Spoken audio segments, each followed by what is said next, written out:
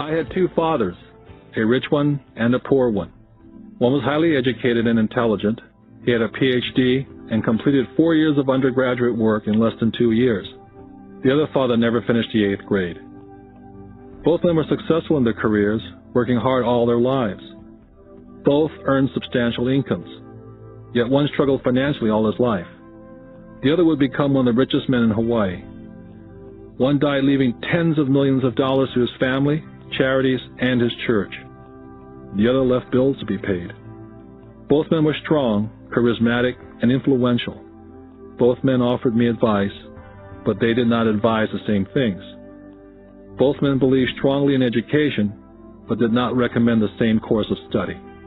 If I had had only one dad, I would have had to accept or reject his advice. Having two dads advising me offered me the choice of contrasting points of view, one of a rich man and one of a poor man. Instead of simply accepting or rejecting one or the other, I found myself thinking more, comparing, and then choosing for myself. The problem was, the rich man was not rich yet, and the poor man not yet poor. Both were just starting out on their careers, and both were struggling with money and families. But they had very different points of view about the subject of money. For example, one dad would say, "The love of money is the root of all evil." The other, "The lack of money is the root of all evil." As a young boy, having two strong fathers, both influencing me, was difficult. I wanted to be a good son and listen, but the two fathers did not say the same things. The contrast in their points of view, particularly where money was concerned, was so extreme that I grew curious and intrigued. I began to start thinking for long periods of time about what each was saying. Much of my private time was spent reflecting, asking myself questions such as, "Why does he say that?" And then asking the same question of the other dad's statement.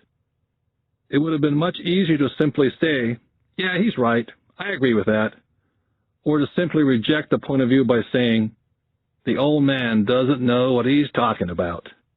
Instead, having two dads whom I love forced me to think and ultimately choose a way of thinking for myself. As a process, choosing to think for myself turned out to be much more valuable in the long run, rather than simply accepting or rejecting a single point of view. One of the reasons the rich get richer, the poor get poorer, and the middle class struggles in debt is because the subject of money is taught at home, not in school. Most of us learn about money from our parents. So what can a poor parent tell their child about money?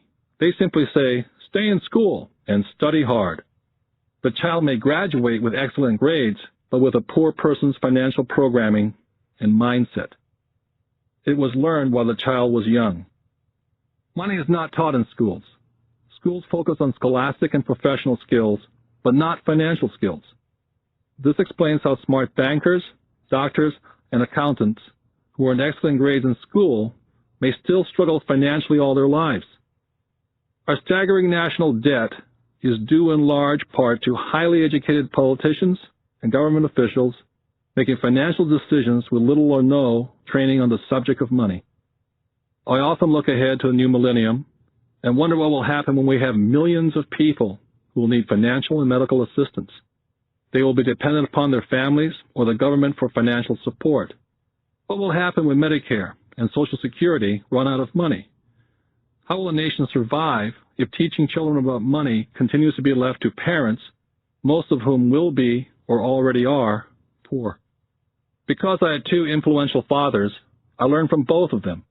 I had to think about each dad's advice, and in doing so, I gained valuable insight into the power and effect of one's thoughts on one's life.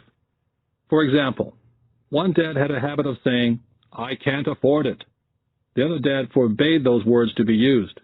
He insisted I say, "How can I afford it?" One is a statement, and the other is a question. One lets you off the hook, and the other forces you to think. My soon-to-be-rich dad would explain that by automatically saying the words, "I can't afford it," your brain stops working. By asking the question, "How can I afford it?" your brain is put to work. He did not mean buy everything you wanted. He was fanatical about exercising your mind. the most powerful computer in the world. My brain gets stronger every day because I exercise it. The stronger it gets, the more money I can make. He believed that automatically saying, "I can't afford it," was a sign of mental laziness. Although both dads worked hard, I noticed that one dad had a habit of putting his brain to sleep when it came to money matters, and the other had a habit of exercising his brain. The long-term result was that one dad grew stronger financially and the other grew weaker. It is not much different from a person who goes to the gym to exercise on a regular basis versus someone who sits on the couch watching television. Proper physical exercise increases your chances for health, and proper mental exercise increases your chances for wealth. Laziness decreases both health and wealth. My two dads had opposing attitudes and thought. One dad thought that the rich should pay more in taxes and take care of those less fortunate. The other said, taxes punish those who produce and reward those who don't produce. One dad recommended, study hard so you can find a good company to work for. The other recommended, study hard so you can find a good company to buy. One dad said, the reason I'm not rich is because I have you kids. The other said, the reason I must be rich is because I have you kids. One dad encouraged talking about money and business at the dinner table. The other forbade the subject of money to be discussed over a meal. One said, when it comes to money, play it safe and don't take risks. The other said, learn to manage risk. One believed, our home is our largest investment and our greatest asset. The other believed, my house is a liability, and if your house is your largest investment, you're in trouble. Both dads paid their bills on time, yet one paid his bills first, while the other paid his bills last. Being a product of two strong dads allowed me the luxury of observing the effects different thoughts have on one's life. I noticed that people really do shape their life through their thoughts. For example, my poor dad always said, I'll never be rich, and that prophecy became reality. My rich dad, on the other hand, always referred to himself as rich. He would say things like, I'm a rich man, and rich people don't do this. Even when he was flat broke, after a major financial setback, he continued to refer to himself as a rich man. He would cover himself by saying, there's a difference between being poor and being broke. Broke is temporary, and poor is eternal. My poor dad would also say, I'm not interested in money, or money doesn't matter. My rich dad always said, money is power. The power of our thoughts may never be measured or appreciated, but it became obvious to me as a young boy to be aware of my thoughts and how I expressed myself. I noticed that my poor dad was poor not because of the amount of money he earned, which was significant, but because of his thoughts and his actions. As a young boy, having two fathers, I became acutely aware of being careful which thoughts I chose to adopt as my own. Whom should I listen to, my rich dad or my poor dad? Although both men had tremendous respect for education and learning, they disagreed in what they thought was important to learn. One wanted me to study hard, earn a degree, and get a good job to work for money. He wanted me to study to become a professional, an attorney, or an accountant, or to go to business school for my MBA. The other encouraged me to study to be rich, to understand how money works, and learn how to have it work for me. I don't work for money, were the words he would repeat over and over. Money works for me. At the age of 9, I decided to listen to and learn from my rich dad about money. In doing so, I chose not to listen to my poor dad, even though he was the one with all the college degrees. Once I made up my mind whom to listen to, my education about money began. My rich dad taught me over a period of 30 years, until I was age 39. He stopped once he realized that I knew and fully understood what he had been trying to drum into my often thick skull. Money is one form of power, but what is more powerful is financial education. Money comes and goes, but if you have the education about how money works, you gain power over it and can begin building wealth. The reason positive thinking alone does not work is because most people went to school and never learned how money works, so they spend their lives working for money. Because I was only 9 years old when I started, the lessons my rich dad taught me were simple. And when it was all said and done, there are only 6 main lessons repeated over 30 years. This book is about those 6 lessons, put as simply as possible as my rich dad put forth those lessons to me. The lessons are not meant to be answers, but guideposts. Guideposts that will assist you and your children to grow wealthier, no matter what happens in a world of increasing change and uncertainty. Dad, can you tell me how to get rich? My dad put down the evening paper. Why do you want to get rich, son? Because today Jimmy's mom drove up in their new Cadillac and they were going to their beach house for the weekend. He took 3 of his friends, but Mike and I weren't invited. They told us we weren't invited because we were poor kids. They did? My dad asked incredulously. Yeah, they did, I replied in a hurt tone. My dad silently shook his head, pushed his glasses up the bridge of his nose, and went back to reading his paper. I stood waiting for an answer. The year was 1956. I was 9 years old. By some twist of fate, I attended the same public school where the rich people sent their kids. We were primarily a sugar plantation town. The managers of the plantation and the other affluent people of the town, such as doctors, business owners, and bankers, sent their children to this school, grades 1 to 6. After grade 6, their children were generally sent off to private schools. Because my family lived on one side of the street, I went to this school. Had I lived on the other side of the street, I would have gone to a different school with kids from families more like mine. After grade 6, these kids and I would go on to the public intermediate and high school. There was no private school for them or for me. My dad finally put down the paper. Well, son, he began slowly, if you want to be rich, you have to learn to make money. How do I make money? I asked. Well, use your head, son, he said, smiling, which really meant, that's all I'm going to tell you, or, I don't know the answer, so don't embarrass me. The next morning, I told my best friend Mike what my dad had said. As best I could tell, Mike and I were the only poor kids in this school. Mike was like me in that he was in this school by a twist of fate. Someone had drawn a jog in a line for the school district, and we wound up in school with the rich kids. So what do we do to make money? Mike asked. I don't know, I said. But do you want to be my partner? He agreed. And so on that Saturday morning, Mike became my first business partner. We spent all morning coming up with ideas on how to make money. Finally, that afternoon, a bolt of lightning came through our heads. It was an idea that Mike had gotten from a science book he'd read. Excitedly, we shook hands, and the partnership now had a business. For the next several weeks, Mike and I ran around our neighborhood, knocking on doors and asking our neighbors if they'd save their toothpaste tubes for us. With puzzled looks, most adults consented with a smile. Some asked us what we were doing, to which we replied, "We can't tell you. It's a business secret." My mom grew distressed as the weeks wore on.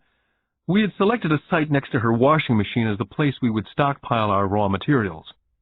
In a brown cardboard box that one time held ketchup bottles, our little pile of used toothpaste tubes began to grow. One day my dad drove up to see 2 9-year-old boys in the driveway with a production line operating at full speed. Fine white powder everywhere. On a long table were small milk cartons from school, and our family's hibachi grill was glowing with red-hot coals at maximum heat. Dad walked up cautiously, having to park the car at the base of the driveway, since the production line blocked the carport. As he got closer, he saw a steel pot sitting on top of the coals, with the toothpaste tubes being melted down. In those days, toothpaste did not come in plastic tubes. The tubes were made of lead. So once the paint was burned off, the tubes were dropped in a small steel pot, melted until they became liquid, and with my mom's pot holders, we were pouring the lead through a small hole in the top of the milk cartons. The milk cartons were filled with plaster of Paris. The white powder everywhere was the plaster before we mixed it with water. The milk cartons were the outer containers for plaster of Paris molds. My dad watched as we carefully poured the molten lead through a small hole in the top of the plaster of Paris cube. "What are you boys doing?" he asked with a cautious smile. "We're doing what you told me to do. We're going to be rich," I said. "Yep," said Mike, grinning and nodding his head. "We're partners." "And what is in those plaster molds?" Dad asked. "Watch," I said. "This should be a good batch." With a small hammer, I tapped at the seal that divided the cube in half. Cautiously, I pulled up the top half of the plaster mold, and a lead nickel fell out. "Oh, my God," my dad said. "You're casting nickels out of lead." "That's right," Mike said. "We're making money." My dad smiled and shook his head. Along with a fire and a box of spent toothpaste tubes in front of him were two little boys covered with white dust and smiling from ear to ear. He asked us to put everything down and sit with him on the front step of our house. With a smile, he gently explained what the word counterfeiting meant. Our dreams were dashed. "You mean this is illegal?" asked Mike. "Yes, it is illegal," my dad said gently. "But you boys have shown great creativity and original thought. Keep going. I'm really proud of you." Disappointed, Mike and I sat in silence for about 20 minutes before we began cleaning up our mess. The business was over on opening day. Sweeping the powder up, I looked at Mike and said, "I guess Jimmy and his friends are right. We are poor." My father was just leaving as I said that. "Boys," he said, "you're only poor if you give up. The most important thing is that you did something. Most people only talk and dream of getting rich. You've done something. I'm very proud of the two of you. I will say it again. Keep going. Don't quit." Mike and I stood there in silence. They were nice words, but we still did not know what to do. "So how come you're not rich, Dad?" I asked. "Because I chose to be a school teacher. School teachers really don't think about being rich. We just like to teach. I wish I could help you, but I really don't know how to make money." Mike and I turned and continued our cleanup. "I know," said my dad. "If you boys want to learn how to be rich, don't ask me. Talk to your dad, Mike." "My dad?" asked Mike with a scrunched-up face. "Yeah, your dad," repeated my dad with a smile. "Your dad and I have the same banker, and he raves about your father. He's told me several times that your father is brilliant when it comes to making money. He seems to be building an empire, and I suspect in a few years he will be a very rich man." With that, Mike and I got excited again. With new vigor, we began cleaning up the mess caused by our now-defunct first business. As we were cleaning, we made plans on how and when to talk to Mike's dad. The problem was that Mike's dad worked long hours and often did not come home until late. His father owned warehouses, a construction company, a chain of stores, and 3 restaurants. It was the restaurants that kept him out late. Mike caught the bus home after we had finished cleaning up. He was going to talk to his dad when he got home that night and ask him if he would teach us how to become rich. Mike promised to call as soon as he talked to his dad, even if it was late. The phone rang at 8:30 p.m. Mike's dad had agreed to meet with Mike and me. At 7:30 Saturday morning, I caught the bus to the poor side of town. Michael and I met with his dad that morning at 8 o'clock. He was already busy and had been at work for more than an hour. His construction supervisor was just leaving in his pickup truck as I walked up to his simple, small, and tidy home. Mike met me at the door. "Dad's on the phone, and he said to wait on the back porch," Mike said as he opened the door. The old wooden floor creaked as I stepped across the threshold of this aging house. There was a cheap mat just inside the door. That mat was there to hide the years of wear from countless footsteps that the floor had supported. Although clean, it needed to be replaced. I felt claustrophobic as I entered the narrow living room, which was filled with old, musty, overstuffed furniture that today would be collector's items. Sitting on the couch were 2 women, a little older than my mom. Across from the women sat a man in workman's clothes. They smiled as Mike and I walked past them, heading for the kitchen, which led to the porch that overlooked the backyard. I smiled back shyly. "Who are those people?" I asked. "Oh, they work for my dad. The older man runs his warehouses, and the women are the managers of the restaurants. And you saw the construction supervisor who's working on a road project about 50 miles from here. His other supervisor, who's building a tract of houses, had already left before you got here." "Does this go on all the time?" I asked. Not always, but quite often, said Mike, smiling as he pulled up a chair to sit down next to me. I asked him if he'd teach us to make money, Mike said. Oh? And what did he say to that? I asked with cautious curiosity. Well, he had a funny look on his face at first, and then he said he would make us an offer. Oh, I said, rocking my chair back against the wall. I sat there perched on two rear legs of the chair. Mike did the same thing. Suddenly, Mike's dad burst through the rickety screen door and onto the porch. Mike and I jumped to our feet, not out of respect, but because we were startled. Ready, boys? Mike's dad asked, as he pulled up a chair to sit down with us. We nodded our heads as we pulled our chairs away from the wall to sit in front of him. He was a big man, about 6 feet tall and 200 pounds. Mike says that you want to learn how to make money. Is that correct, Robert? I nodded my head quickly, but with a little intimidation. He had a lot of power behind his words and smile. Okay, here's my offer. I'll teach you, but I won't do it classroom style. You work for me, and I'll teach you. You don't work for me, I don't teach you. I can teach you faster if you work, and I'm wasting my time if you just want to sit and listen like you do in school. That's my offer. Take it or leave it. May I ask a question first, I asked. Nope, take it or leave it. I've got too much work to do to waste my time. If you can't make up your mind decisively, then you'll never learn to make money anyway. Take it, I said. Take it, said Mike. Good, said Mike's dad. Mrs. Martin will be by in 10 minutes. After I'm through with her, you ride with her to my superette, and you can begin working. I'll pay you 10 cents an hour, and you will work for 3 hours every Saturday. But I have a softball game today, I said. Mike's dad lowered his voice to a stern tone. Take it or leave it, he said. I'll take it, I replied, choosing to work and learn instead of playing softball. By 9 a.m. on a beautiful Saturday morning, Mike and I were working for Mrs. Martin. She was a kind and patient woman. She always said that Mike and I reminded her of her 2 sons who were grown and gone. Although kind, she believed in hard work, and she kept us working. She was a taskmaster. We spent 3 hours taking canned goods off the shelves, and with a feather duster, brushing each can to get the dust off, and then restacking them neatly. It was excruciatingly boring work. For 3 weeks, Mike and I reported to Mrs. Martin and worked our 3 hours. By noon, our work was over, and she dropped 3 little dimes in each of our hands. Now, even at the age of 9 in the mid-50s, 30 cents was not too exciting. Comic books cost 10 cents back then, so I usually spent my money on comic books and went home. By Wednesday of the 4th week, I was ready to quit. I had agreed to work only because I wanted to learn to make money from Mike's dad. And now I was a slave for 10 cents an hour. On top of that, I had not seen Mike's dad since that first Saturday. I'm quitting, I told Mike at lunchtime. The school lunch was miserable.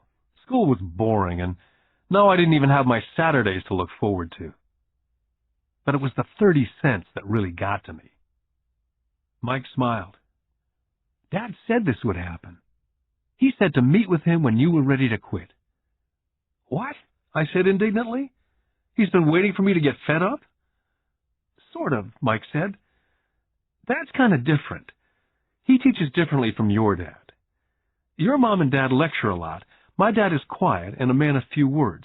You just wait till this Saturday. I'll tell him you're ready. You mean I've been set up? No, not really, but maybe. Dad will explain on Saturday. I was ready to face him, and I was prepared. Even my real dad was angry with him. My real dad, the one I call the poor one, thought that my rich dad was violating child labor laws and should be investigated. My educated dad told me to demand what I deserved, at least 25 cents an hour. My poor dad told me that if I didn't get a raise, I was to quit immediately. At 8 o'clock Saturday morning, I was going through the same rickety door of Mike's house. Take a seat and wait in line, Mike's dad said as I entered. He turned and disappeared into his little office next to a bedroom. I looked around the room and didn't see Mike anywhere. Feeling awkward, I cautiously sat down next to the same 2 women who were there 4 weeks earlier. They smiled and slid across the couch to make room for me. 45 minutes went by and I was steaming. The 2 women had met with him and left 30 minutes earlier. An older gentleman was in there for 20 minutes and was also gone. The house was empty, and I sat out in his musty, dark living room on a beautiful, sunny Hawaiian day, waiting to talk to a cheapskate who exploited children.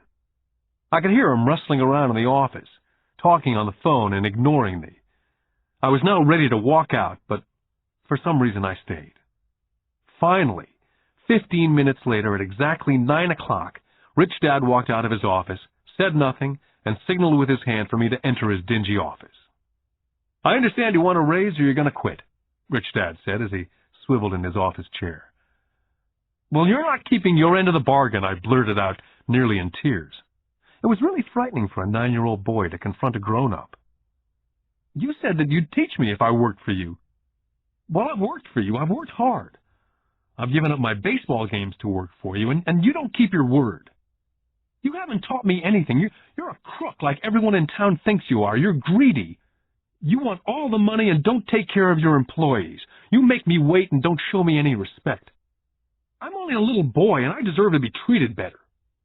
Rich Dad rocked back in his swivel chair, hands up to his chin, somewhat staring at me. "Not bad," he said. "In less than a month, you sound like most of my employees." "What?" I asked. Not understanding what he was saying, I continued with my grievance. "I thought you were going to keep up your end of the bargain and teach me. Instead, you want to torture me. That's cruel. That's really cruel." "I am teaching you," Rich Dad said quietly. "What have you taught me?" "Nothing," I said angrily. "You haven't even talked to me once since I agreed to work for peanuts. 10 cents an hour, huh? I should notify the government about you. We have child labor laws, you know. My dad works for the government, you know." "Wow," said Rich Dad. "Now you sound like most of the people who used to work for me. People I've either fired or they've quit." "So what do you have to say?" I demanded, feeling pretty brave for a little kid. "How do you know that I've not taught you anything?" asked Rich Dad calmly. "Well, you've never talked to me. I've worked for 3 weeks, and you've not taught me anything," I said with a pout. "Does teaching mean talking or a lecture?" Rich Dad asked. "Well, yes," I replied. "That's how they teach you in school," he said, smiling. "But that is not how life teaches you. And I would say that life is the best teacher of all. Most of the time, life does not talk to you, just sort of pushes you around. Each push is life saying, 'Wake up. There's something I want you to learn.'" I had no idea what he was talking about. Life pushes all of us around. Some give up, others fight. A few learn the lesson and move on. They welcome life pushing them around. To these few people, it means they need and want to learn something. They learn and move on. Most quit, and a few, like you, fight. Rich Dad stood and shut the creaky old wooden window that needed repair. "If you learn this lesson, you will grow into a wise, wealthy, and happy young man. If you don't, you will spend your life blaming a job, low pay, or your boss for your problems. You'll live life hoping for that big break that'll solve all your money problems." Rich Dad looked over to me to see if I was still listening. His eyes met mine. We stared at each other, streams of communication going between us through our eyes. Finally, I pulled away once I had absorbed his last message. I knew he was right. I was blaming him, and I did ask to learn. I was fighting.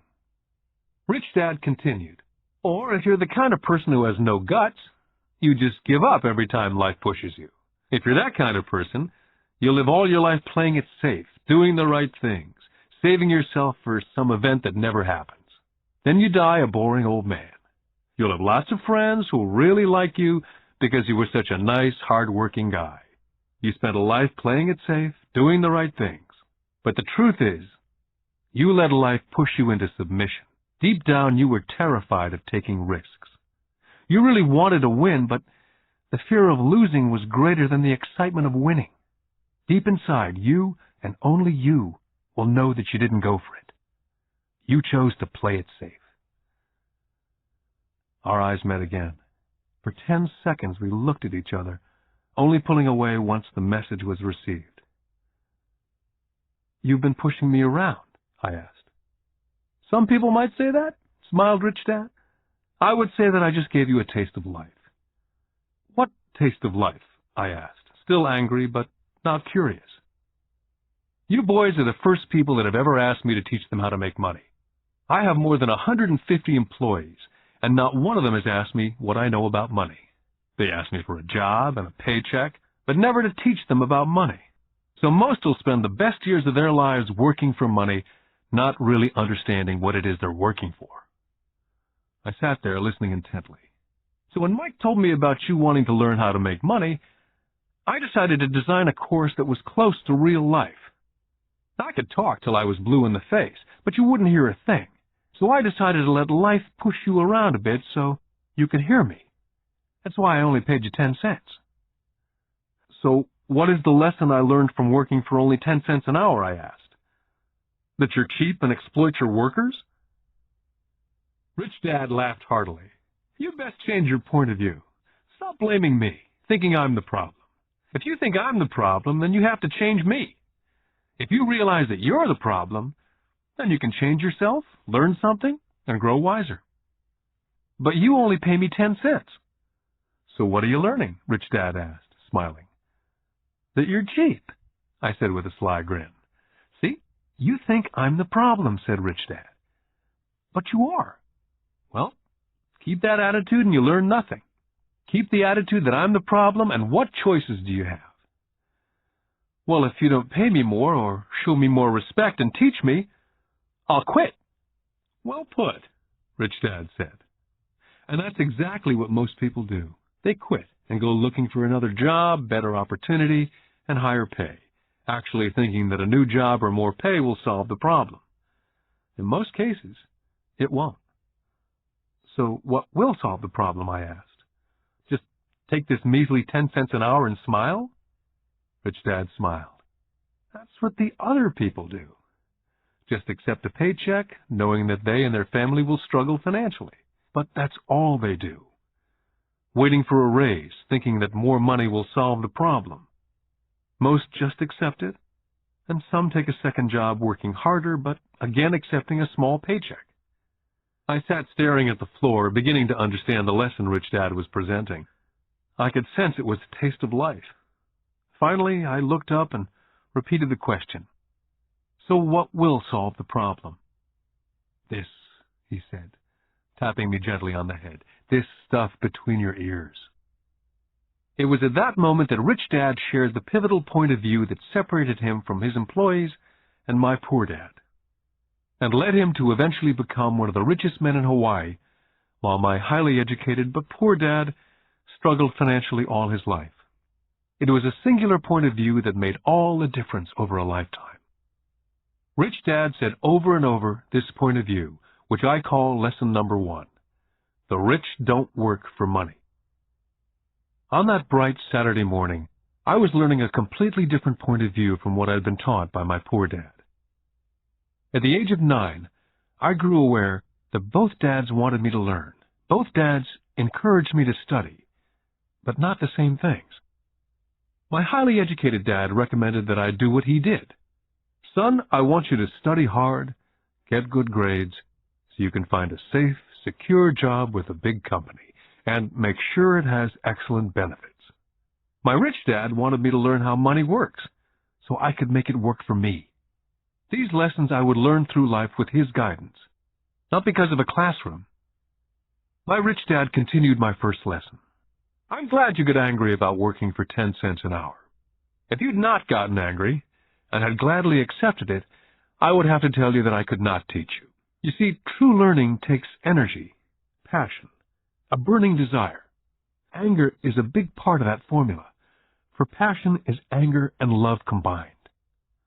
When it comes to money, most people want to play it safe and feel secure, so passion does not direct them, fear does. So is that why they'll take a job with low pay? I asked. Yes, said Rich Dad.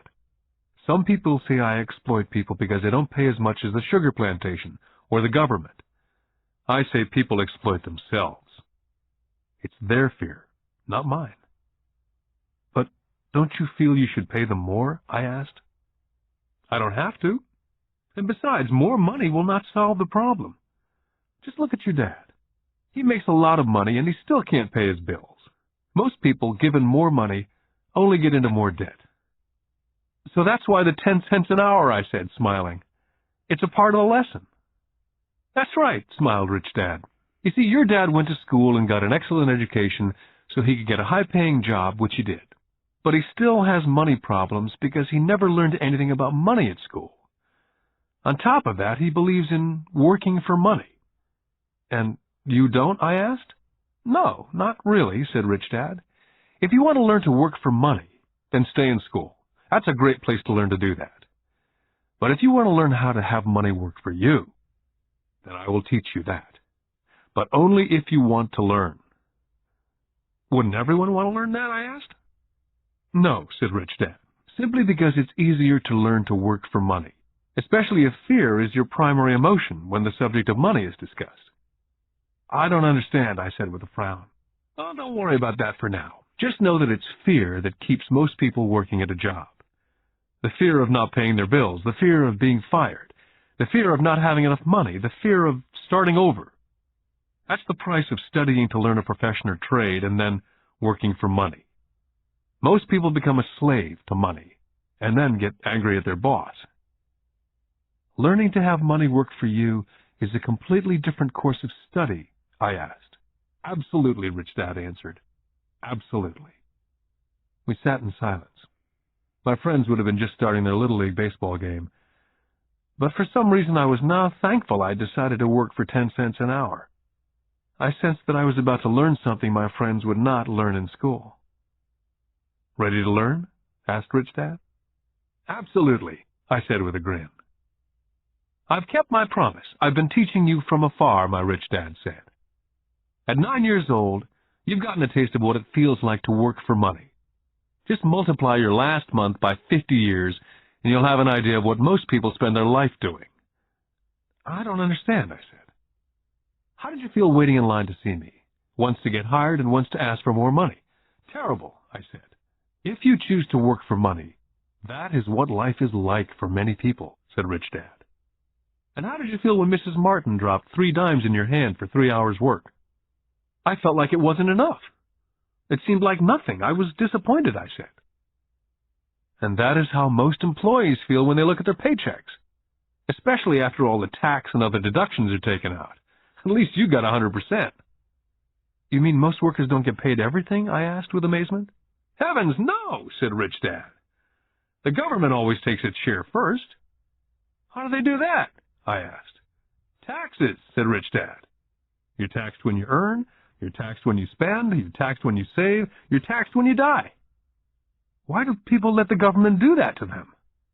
The rich don't, said Rich Dad with a smile. The poor and the middle class do. I'll bet you that I earn more than your dad, yet he pays more in taxes. How can that be? I asked. As a 9-year-old boy, that made no sense to me. Why would someone let the government do that to them? Rich Dad sat there in silence. I guess he wanted me to listen instead of jabber away at the mouth. Finally, I calmed down. I did not like what I had heard. I knew my dad complained constantly about paying so much in taxes, but really did nothing about it. Was that life pushing him around? Rich Dad rocked slowly and silently in his chair, just looking at me. Ready to learn? He asked. I nodded my head slowly. Learning how to have money work for you is a lifetime study. Most people go to college for 4 years and their education ends. I already know that my study of money will continue over a lifetime simply because the more I find out, the more I find out I need to know. Most people never study the subject. They go to work, get their paycheck, balance their checkbooks, and that's it. On top of that, they wonder why they have money problems. Then they think that more money will solve the problem. Few realize that it's their lack of financial education that is the problem. So, my dad has tax problems because he doesn't understand money? I asked, confused. Look, said Rich Dad, taxes are just one small section on learning how to have money work for you. Today, I just wanted to find out if you still have the passion to learn about money. Most people don't. They want to go to school, learn a profession, have fun at their work, and earn lots of money. One day they wake up with big money problems, and then they can't stop working. That's the price of only knowing how to work for money, instead of studying how to have money work for you.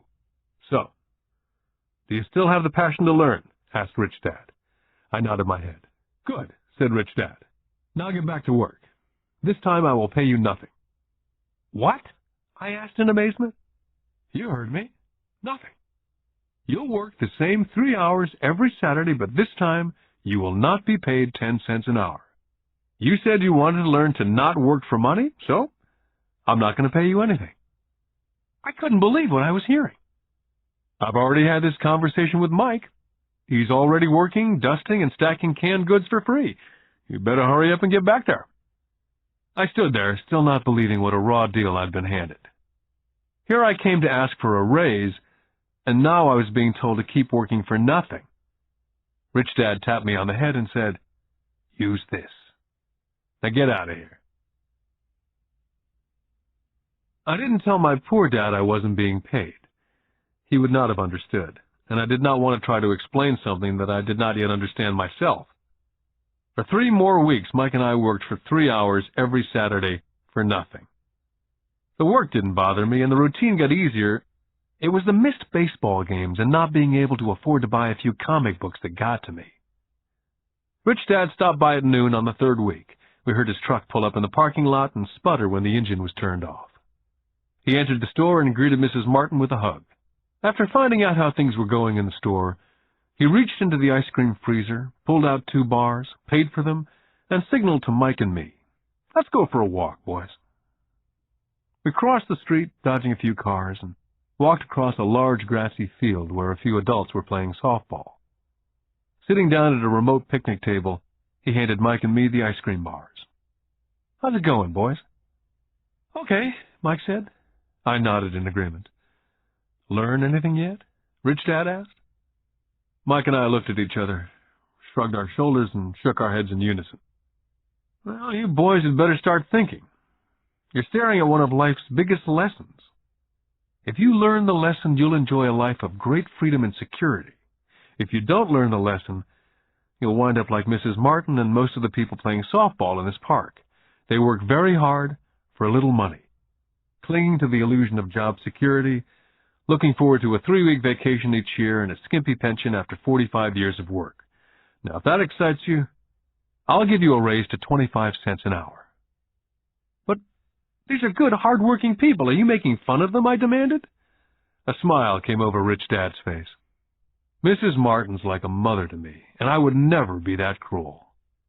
I may sound cruel because I'm doing my best to point something out to the 2 of you. I want to expand your point of view so you can see something most people never have the benefit of seeing because their vision is too narrow. Most people never see the trap they're in." Mike and I sat there uncertain of his message. He sounded cruel, yet we could sense he was desperately wanting us to know something. With a smile, Rich Dad said, "Doesn't that 25 cents an hour sound good? Doesn't that make your heart beat a little faster?" I shook my head no, but it really did. 25 cents an hour would be big bucks to me. "Okay, I'll pay you $1 an hour," Rich Dad said with a sly grin. Now my heart was beginning to race. My brain was screaming, "Take it, take it." I could not believe what I was hearing. Still, I said nothing. "Okay, $2 an hour." My little 9-year-old brain and heart nearly exploded. After all, it was 1956, and being paid $2 an hour would have made me the richest kid in the world.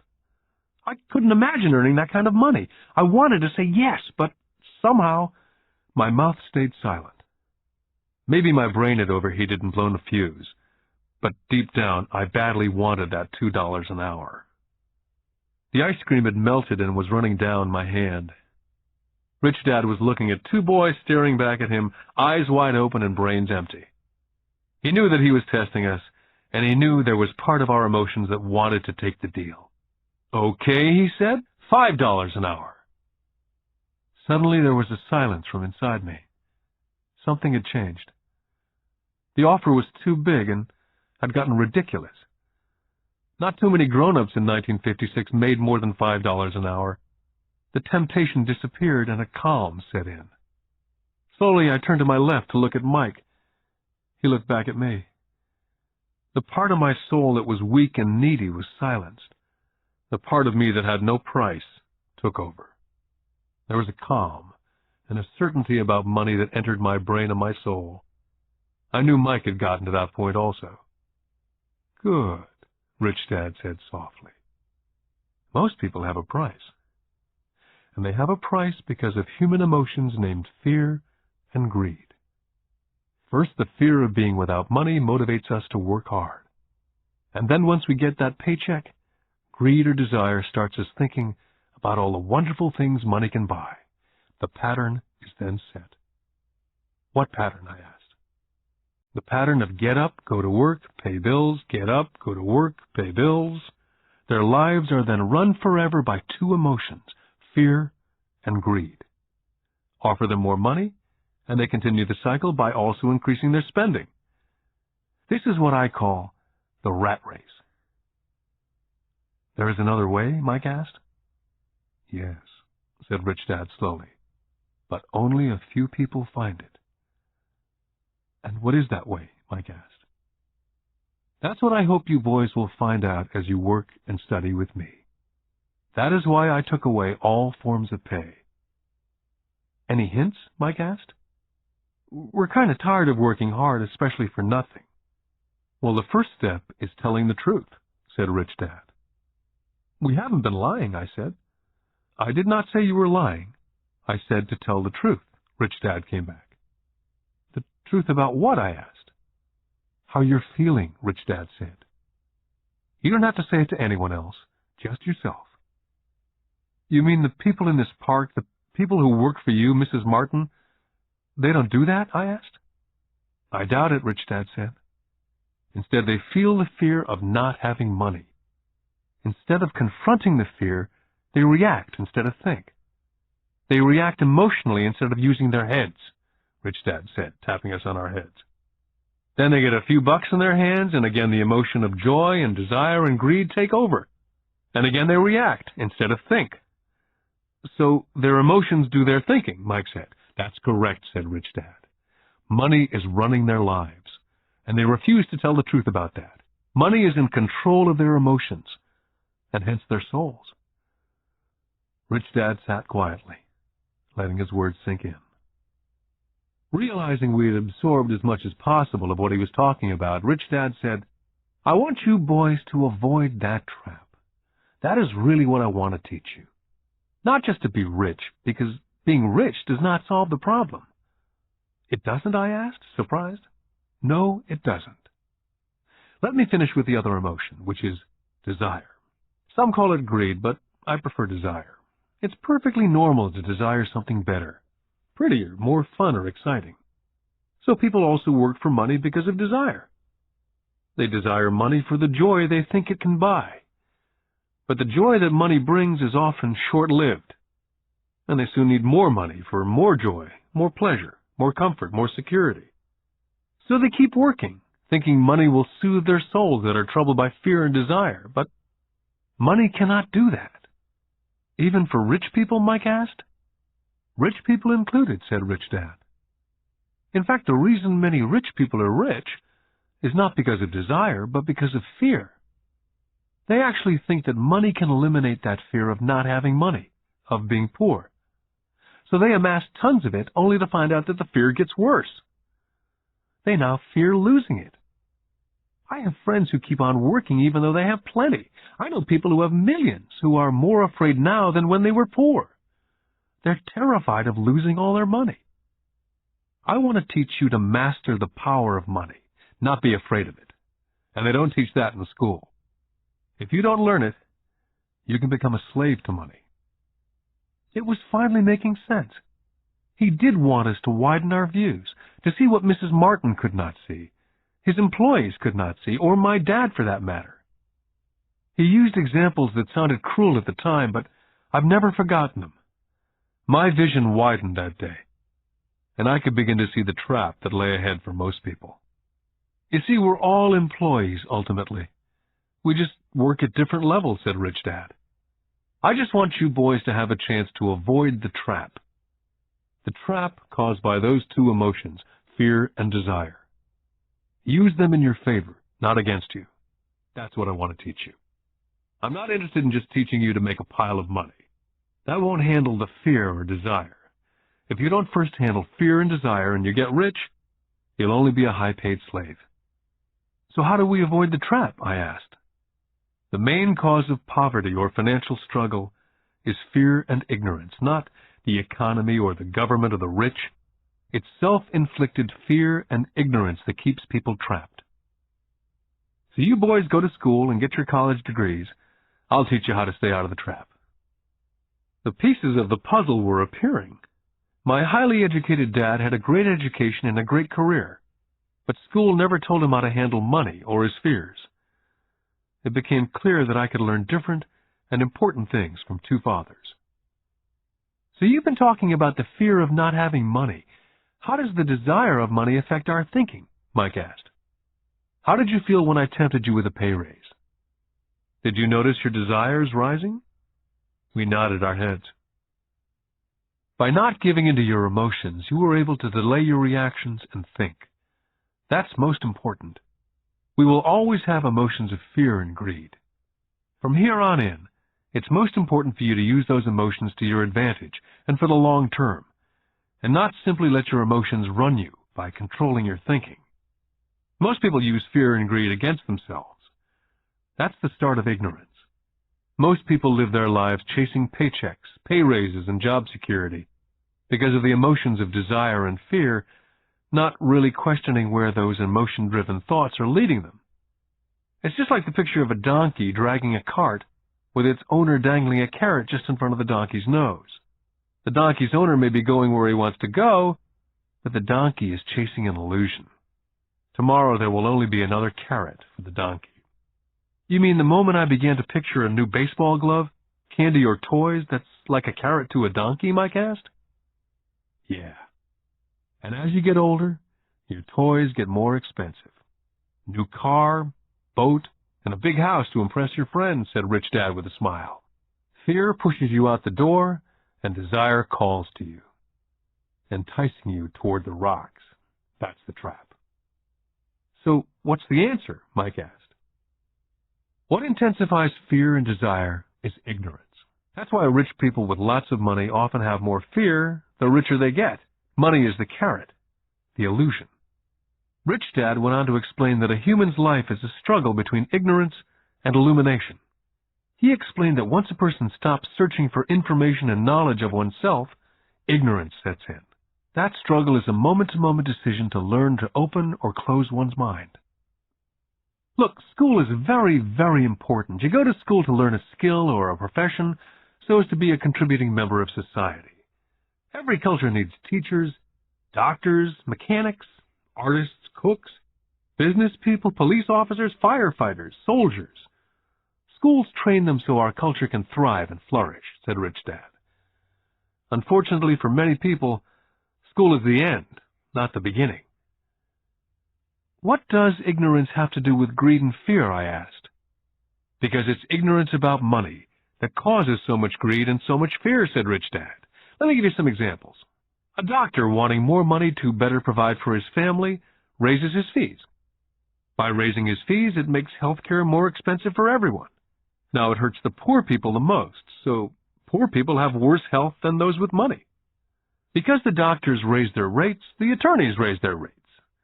Because the attorneys' rates have gone up, school teachers want a raise, which raises our taxes, and on and on and on. Soon there will be such a horrifying gap between the rich and the poor that chaos will break out, and another great civilization will collapse. Great civilizations collapsed when the gap between the haves and the have-nots was too great. America is on the same course, proving once again that history repeats itself, because we do not learn from history. We only memorize historical dates and names, not the lesson. Aren't prices supposed to go up, I asked. Not in an educated society with a well-run government. Prices should actually come down. Of course, that's often only true in theory. Prices go up because of greed and fear caused by ignorance. If schools taught people about money, there would be more money and lower prices. But schools only focus on teaching people to work for money, not how to harness money's power. But Don't we have business schools? Mike asked. Aren't you encouraging me to go to business school for my master's degree? Yes, said Rich Dad. But all too often business schools train employees who are sophisticated bean counters. Heaven forbid a bean counter takes over a business. All they do is look at the numbers, fire people, and kill the business. I know because I hire bean counters. All they think about is cutting costs and raising prices, which causes more problems. Bean counting is important. I wish more people knew it, but it too is not the whole picture, added Rich Dad angrily. So is there an answer? Asked Mike. Yes, said Rich Dad. Learn to use your emotions to think, not think with your emotions. When you boys mastered your emotions, first by agreeing to work for free, I knew there was hope. When you again resisted your emotions when I tempted you with more money, you were again learning to think in spite of being emotionally charged. That's the first step. Can you tell the difference between emotions thinking and the head thinking? Mike asked. Oh, yes, I hear it all the time, said Rich Dad. I hear things like, well, everyone has to work, or the rich are crooks, or I'll get another job, I deserve this raise. You can't push me around, or I like this job because it's secure. Instead of, is there something I'm missing here? Which breaks the emotional thought and gives you time to think clearly.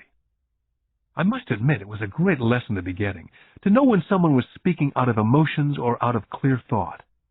It was a lesson that served me well for life, especially when I was the one speaking out of reaction and not from clear thought.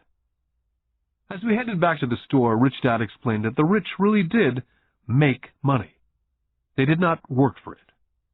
He went on to explain that when Mike and I were casting 5-cent pieces out of lead, thinking we were making money, we were very close to thinking the way rich people think. The problem was that it was illegal for us to do it. Rich Dad went on to explain that the rich know that money is an illusion, truly like the carrot for the donkey. It's only out of fear and greed that the illusion of money is held together by billions of people thinking that money is real. Money is really made up. It was only because of the illusion of confidence and the ignorance of the masses that the house of cards stood standing. In fact, he said, in many ways the donkey's carrot was more valuable than money. As he climbed into his pickup truck outside of his little convenience store, he said, keep working, boys. But the sooner you forget about needing a paycheck, the easier your adult life will be. Keep using your brain. Work for free. And soon your mind will show you ways of making money far beyond what I could ever pay you. You'll begin to see opportunities right in front of you that in the past would have gone unnoticed. Mike and I picked up our things from the store and waved goodbye to Mrs. Martin. We went back to the park, to the same picnic bench, and spent several more hours thinking and talking. We spent the next week at school thinking and talking. For 2 more weeks, we kept thinking and talking and working for free. At the end of the second Saturday, I was again saying goodbye to Mrs. Martin and looking at the comic book stand with a longing gaze. The hard thing about not even getting 30 cents every Saturday was that I didn't have any money to buy comic books. Suddenly, as Mrs. Martin was saying goodbye to Mike and me, I saw something she was doing that I'd never seen her do before.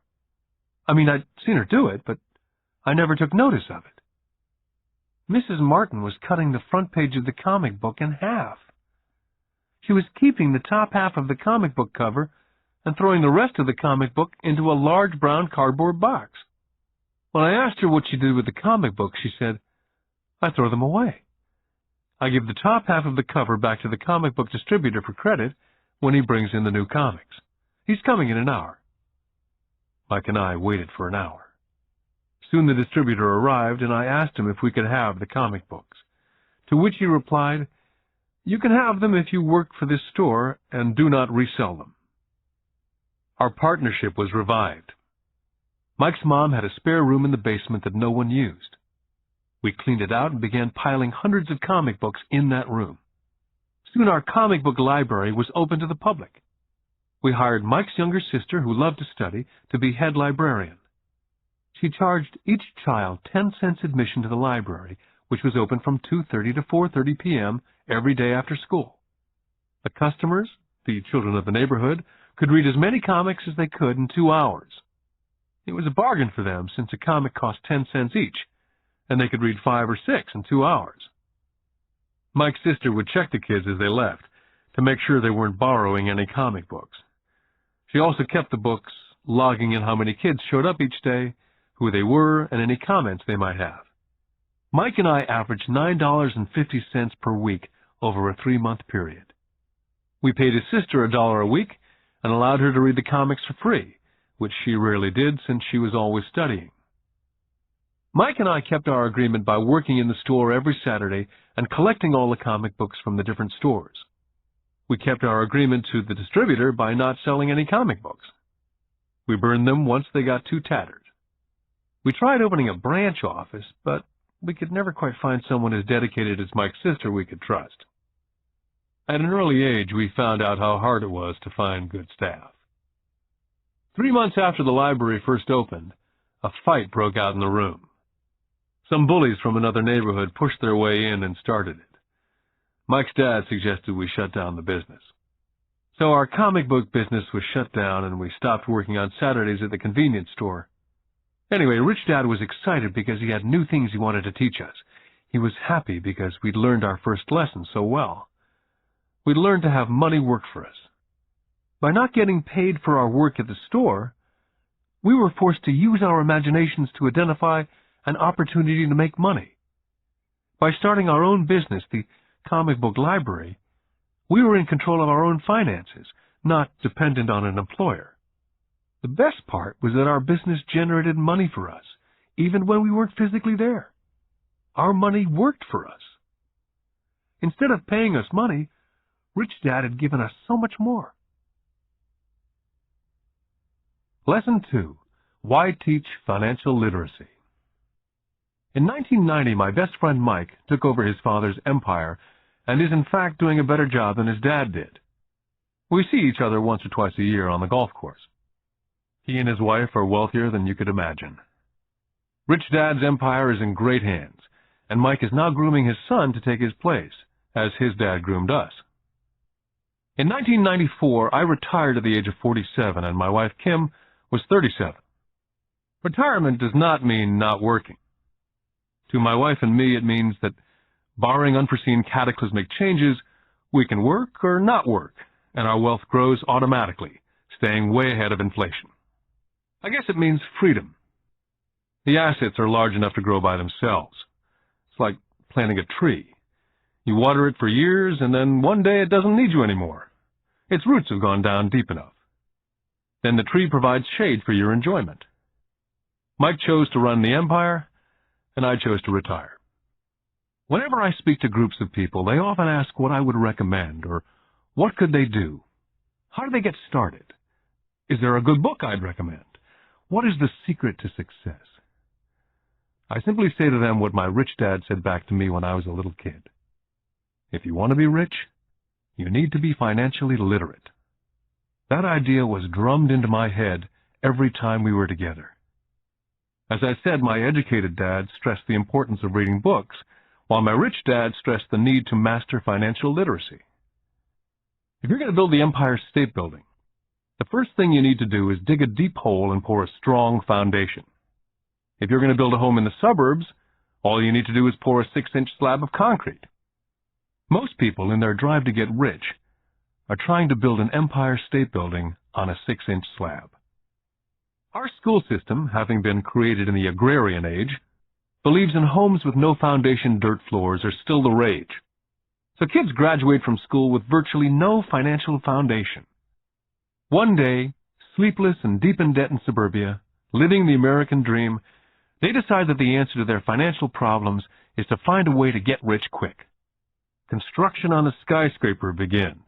It goes up quickly, and soon, instead of the Empire State Building, we have the Leaning Tower of suburbia. The sleepless nights return. As for Mike and me in our adult years, both of our choices were possible, because we were taught to pour a strong financial foundation when we were just kids. Now, accounting is possibly the most boring subject in the world. It also could be the most confusing. But if you want to be rich, long term, it could be the most important subject. The question is, how do you take a boring and confusing subject and teach it to kids? The answer is, make it simple. My rich dad poured a strong financial foundation for Mike and me. Since we were just kids, he created a simple way to teach us. For years, he only drew pictures and used words. Mike and I understood the simple drawings, the jargon, the movement of money. And then in later years, Rich Dad began adding numbers. Most importantly, you must know the difference between an asset and a liability, and buy assets. If you want to be rich, this is all you need to know. It is rule number 1. It is the only rule. This may sound absurdly simple, but most people have no idea how profound this rule is. Most people struggle financially because they do not know the difference between an asset and a liability. Rich people acquire assets. The poor and middle class acquire liabilities, but they think they are assets. When Rich Dad explained this to Mike and me, we thought he was kidding. Here we were nearly teenagers and waiting for the secret to get rich, and this was his answer. It was so simple that we had to stop for a long time to think about it. If it's that simple, how come everyone's not rich? I asked. Rich Dad smiled, because people do not know the difference between an asset and a liability. I remember asking, how can adults be so silly? If it's that simple, if it's that important, why would everyone not want to find out? It took our Rich Dad only a few minutes to explain what assets and liabilities were. To teach preteen boys, Rich Dad kept everything simple, using as many pictures as possible, as few words as possible, and no numbers for years. My Rich Dad simply drew a vertical box with a line through the middle. The top half was for income, and the bottom half was for expenses. Then beneath that box, he drew another box horizontally, which he divided into a left half for assets and a right half for liabilities. The income statement, often called a profit and loss statement, measures income and expenses, money in or money out. The second set of boxes is the balance sheet. It's called that because it's supposed to balance assets against liabilities. That relationship is vital to understand. The primary cause of financial struggle is simply not knowing the difference between an asset and a liability. The cause of the confusion is found in the definition of the two words. If you want a lesson in confusion, simply look up the words asset and liability in the dictionary. So my Rich Dad simply told two young boys the following. An asset is something that puts money in my pocket. A liability is something that takes money out of my pocket. This is really all you need to know. If you want to be rich, simply spend your life buying assets. If you want to be poor or middle class, spend your life buying liabilities. It's not knowing the difference that causes most of the financial struggle in the real world. My Rich Dad then drew 3 arrows on his diagram. He explained, the arrow represents the flow of cash, or cash flow. In 80% of most families, the financial story is a story of working hard in an effort to get ahead. It's not because they don't make money, but because they spend their lives buying liabilities instead of assets. The first arrow showed the cash flow pattern of a poor person or a young person still at home. The arrow goes into the income box from a job or salary. It then continues into the expense box. Expenses include taxes, rent, and everyday living expenses. It flows out the expense box and is gone. The second arrow Rich Dad drew represented the cash flow pattern of a middle-class person.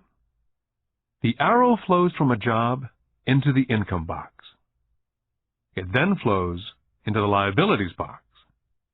Most middle-class people acquire many liabilities, such as a mortgage, a car loan, and credit card debt. From the liabilities box, it flows to the expense box, where the monthly payments are made for the liabilities, as well as taxes and living expenses. From there, it flows out the expense box and is gone. The third arrow is a pattern of a wealthy person. This arrow simply flows from the asset box into the income box. The cash flow is not generated by a job or salary, but by assets. Remember, assets are things that put money in your pocket. Additionally, the rich have few expenses and liabilities, or if they do, those liabilities are more than covered by their assets. Examples such as these are oversimplified. Everyone has living expenses, the need for food, shelter, and clothing. The diagrams Rich Dad drew show the flow of cash through a poor, middle class, or wealthy person's life. It's the cash flow that tells the story. It's the story of how a person handles their money, what they do after they get the money in their hand. I cringe whenever I hear people ask me how to get rich quicker. Or how do they start? I often hear, I'm in debt, so I need to make more money. But more money will often not solve the problem. In fact, it may actually accelerate the problem. Money often makes obvious our tragic human flaws. Money often puts a spotlight on what we do not know. That's why, all too often, a person who comes into a sudden windfall of cash, let's say an inheritance, a pay raise, or lottery winnings, soon returns to the same financial mess, if not worse than the mess they were in before they received the money. Money only accentuates the cash flow pattern running in your head. If your pattern is to spend everything you get, most likely an increase in cash will just result in an increase in spending. Thus the saying, a fool and his money is one big party.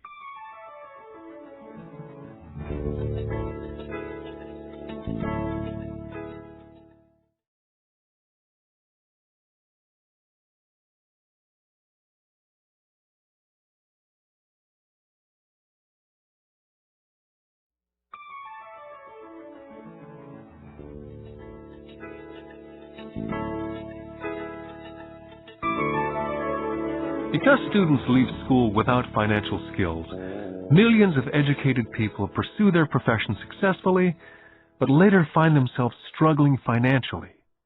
They work harder but don't get ahead. What's missing from their education is not how to make money, but how to spend money. What to do after you make it. It's called financial aptitude. What to do with the money once you make it, how to keep people from taking it from you, how long you keep it, and how hard that money works for you. Most people cannot tell why they struggle financially because they don't understand cash flow. A person can be highly educated, professionally successful, and financially illiterate. These people often work harder than they need to because they learned how to work hard, but not how to have their money work for them. The moving picture show of hard-working people has a set pattern. Recently married, a happy, highly educated young couple move in together in one of their cramped rented apartments.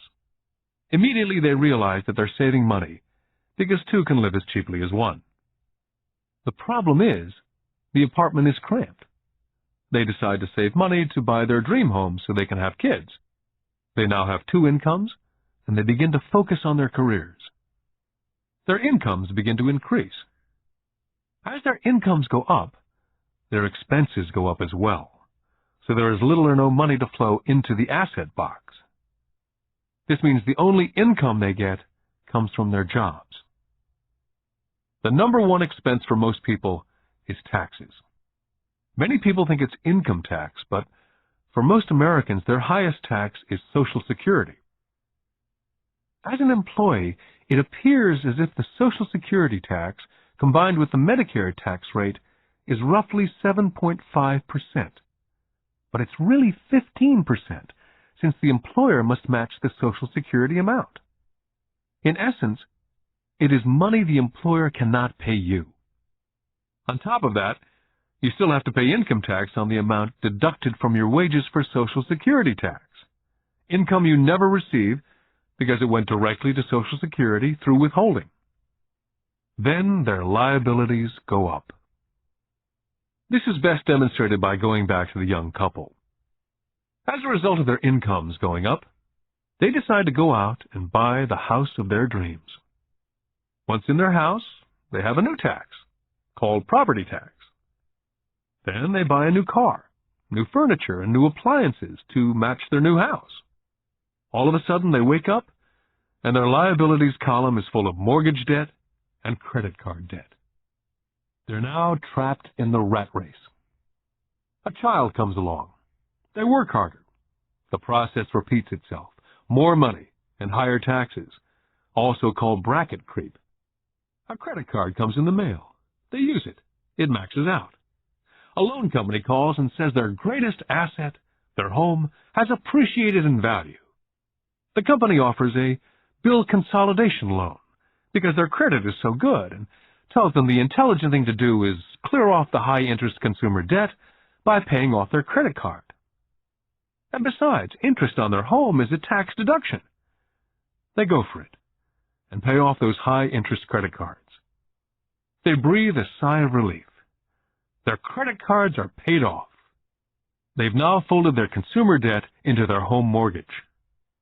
Their payments go down because they extend their debt over 30 years. It is the smart thing to do. Their neighbor calls to invite them to go shopping. The Memorial Day sale is on. A chance to save some money. They say to themselves, I won't buy anything, I'll just go look. But just in case they find something, they tuck that clean credit card inside their wallet. I run into this young couple all the time. Their names change, but their financial dilemma is the same. They come to one of my talks to hear what I have to say. They ask me, can you tell us how to make more money? Their spending habits have caused them to seek more income. They don't even know that the trouble is really how they choose to spend the money they do have. And that is the real cause of their financial struggle. It's caused by financial illiteracy and not understanding the difference between an asset and a liability. More money seldom solves someone's money problems. Intelligence solves problems. There's a saying a friend of mine says over and over to people in debt. If you find yourself in a hole, stop digging. The poor and middle class all too often allow the power of money to control them. By simply getting up and working harder, failing to ask themselves if what they do makes sense, they shoot themselves in the foot as they leave for work every morning. By not fully understanding money, the vast majority of people allow the awesome power of money to control them. The power of money is used against them. By the time Mike and I were 16 years old, we began to have problems in school. We were not bad kids. We just began to separate from the crowd. We worked for Mike's dad after school and on the weekends. Mike and I often spent hours after work just sitting at a table with his dad while he held meetings with his bankers, attorneys, accountants, brokers, investors, managers, and employees. We learned more sitting at his meetings than we did in all our years of school, college included. Mike's dad was not school educated, but he was financially educated and successful as a result. He used to tell us over and over again, an intelligent person hires people who are more intelligent than they are. So Mike and I had the benefit of spending hours listening to, and in the process learning from, intelligent people. But because of this, both Mike and I just could not go along with the standard dogma that our teachers preached. Occasionally, Mike or I would ask our teachers how what we studied was applicable, or we asked why we never studied money and how it worked. To the latter question, we often got the answer that money was not important, that if we excelled in our education, the money would follow. The more we knew about the power of money, the more distant we grew from the teachers and our classmates. My highly educated dad never pressured me about my grades.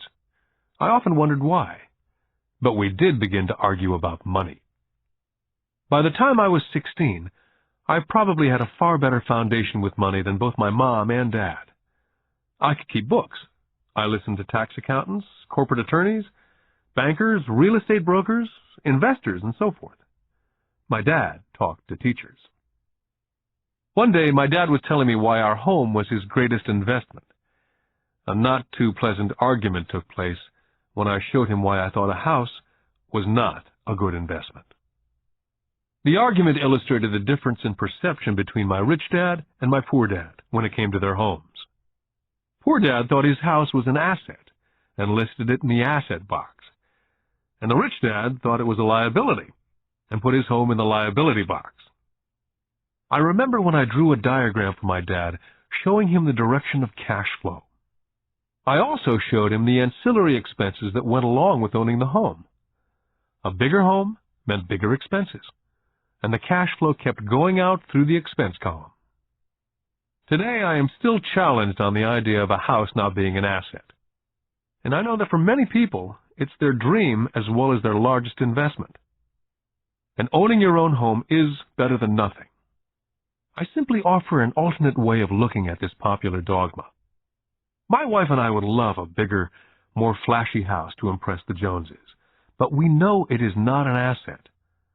It's a liability since it takes money out of our pocket. So here's the argument I put forth. I really do not expect most people to agree with it because a nice home is an emotional thing. And when it comes to money, high emotions tend to lower financial intelligence. When it comes to houses, I point out that most people work all their lives paying for a home they never own. In other words, most people buy a new house every so many years, each time incurring a new 30-year loan to pay off the previous one. Even though people receive a tax deduction for interest on mortgage payments, they pay for all their other expenses with after-tax dollars, even after they pay off their mortgage. Then there are property taxes. My wife's parents were shocked when the property taxes on their home went to $1,000 a month. This was after they'd retired, so the increase put a strain on their retirement budget, and they felt forced to move. Also, houses do not always go up in value. I still had friends who owe $1 million for a home that will today sell for only $700,000. Finally, the greatest losses of all are those from missed opportunities. If all your money is tied up in your house, you may be forced to work harder because your money continues blowing out of the expense column instead of adding to the asset column. The classic middle-class cash flow pattern. If a young couple would put more money into their asset column early on, their later years would get easier, especially as they prepared to send their children to college. Their assets would have grown and would be available to help cover expenses. All too often, a house only serves as a vehicle for incurring a home equity loan to pay for mounting expenses. In summary, the end result in making a decision to own a house that is too expensive in lieu of starting an investment portfolio early on impacts an individual in at least the following 3 ways. Number 1, loss of time, during which other assets could have grown in value. Number 2, loss of additional capital, which could have been invested instead of paying for high-maintenance expenses related directly to the home. Number 3, loss of education.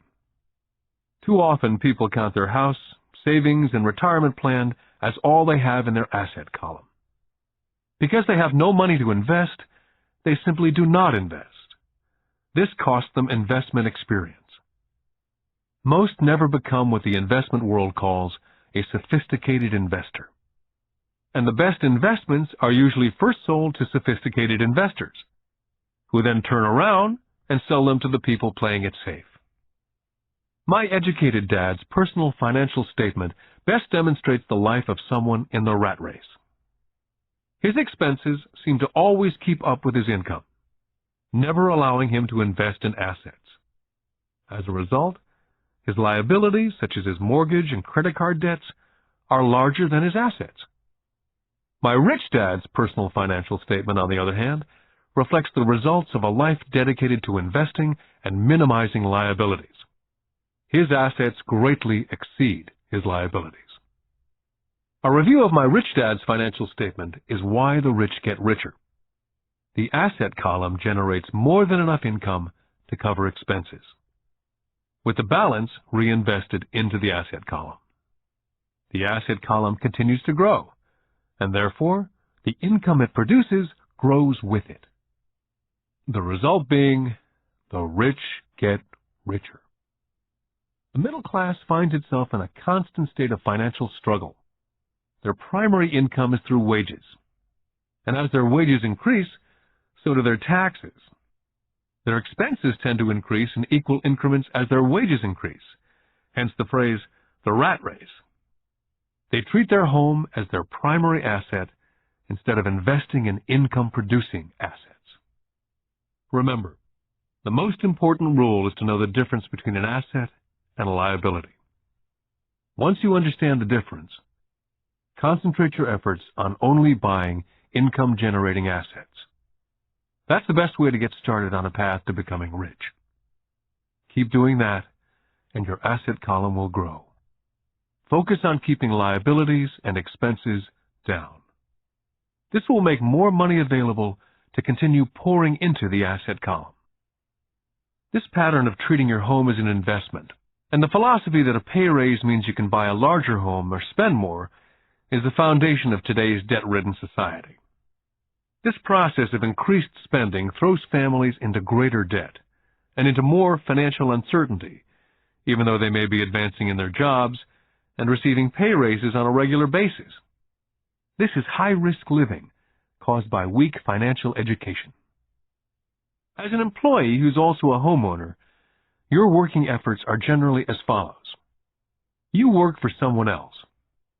Most people, working for a paycheck, are making the owner or the shareholders richer. Your efforts and success will help provide for the owner's success and retirement. Next, you work for the government. The government takes its share from your paycheck before you even see it. By working harder, you simply increase the amount of taxes taken by the government. Most people work from January to May just for the government. And finally, you work for the bank. After taxes, your next largest expense is usually your mortgage and credit card debt. The problem with simply working harder is that each of these three levels takes a greater share of your increased efforts. You need to learn how to have your increased efforts benefit you and your family directly. Once you've decided to concentrate on minding your own business, how do you set your goals? For most people, they must keep their profession and rely on their wages to fund their acquisition of assets. As their assets grow, how do they measure the extent of their success? When does someone realize that they are rich, that they have wealth? As well as having my own definitions for assets and liabilities, I also have my own definition for wealth. Actually, I borrowed it from a man named Buckminster Fuller. Some people call him a quack, and others call him a living genius. Years ago, he got all the architects buzzing because he applied for a patent in 1961 for something called a geodesic dome. But in the application, Fuller also said something about wealth. It was pretty confusing at first, but after reading it for a while, it began to make some sense. Wealth is a person's ability to survive so many number of days forward. Or, if I stopped working today, how long could I survive?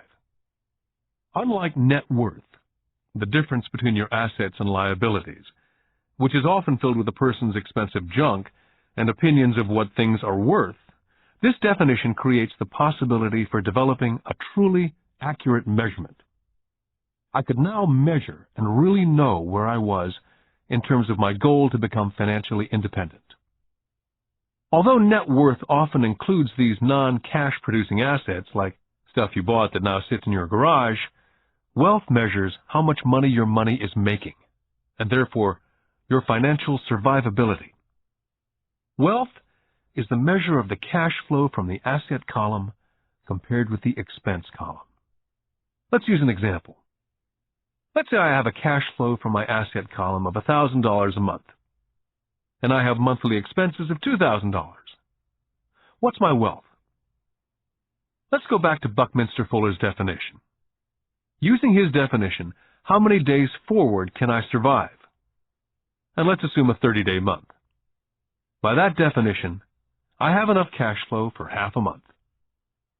When I have achieved $2,000 a month cash flow from my assets, then I will be wealthy. I now have income generated from assets each month that fully covers my monthly expenses. If I want to increase my expenses, I first must increase my cash flow from assets to maintain this level of wealth. Take notice that it's at this point that I am no longer dependent on my wages. I have focused on and been successful in building an asset column that's made me financially independent. If I quit my job today, I would be able to cover my monthly expenses with the cash flow from my assets. My next goal would be to have the excess cash flow from my assets reinvested into the asset column. The more money that goes into my asset column, the more my asset column grows.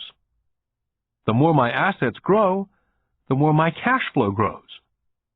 And as long as I keep my expenses less than the cash flow from these assets, I will grow richer, with more and more income from sources other than my physical labor.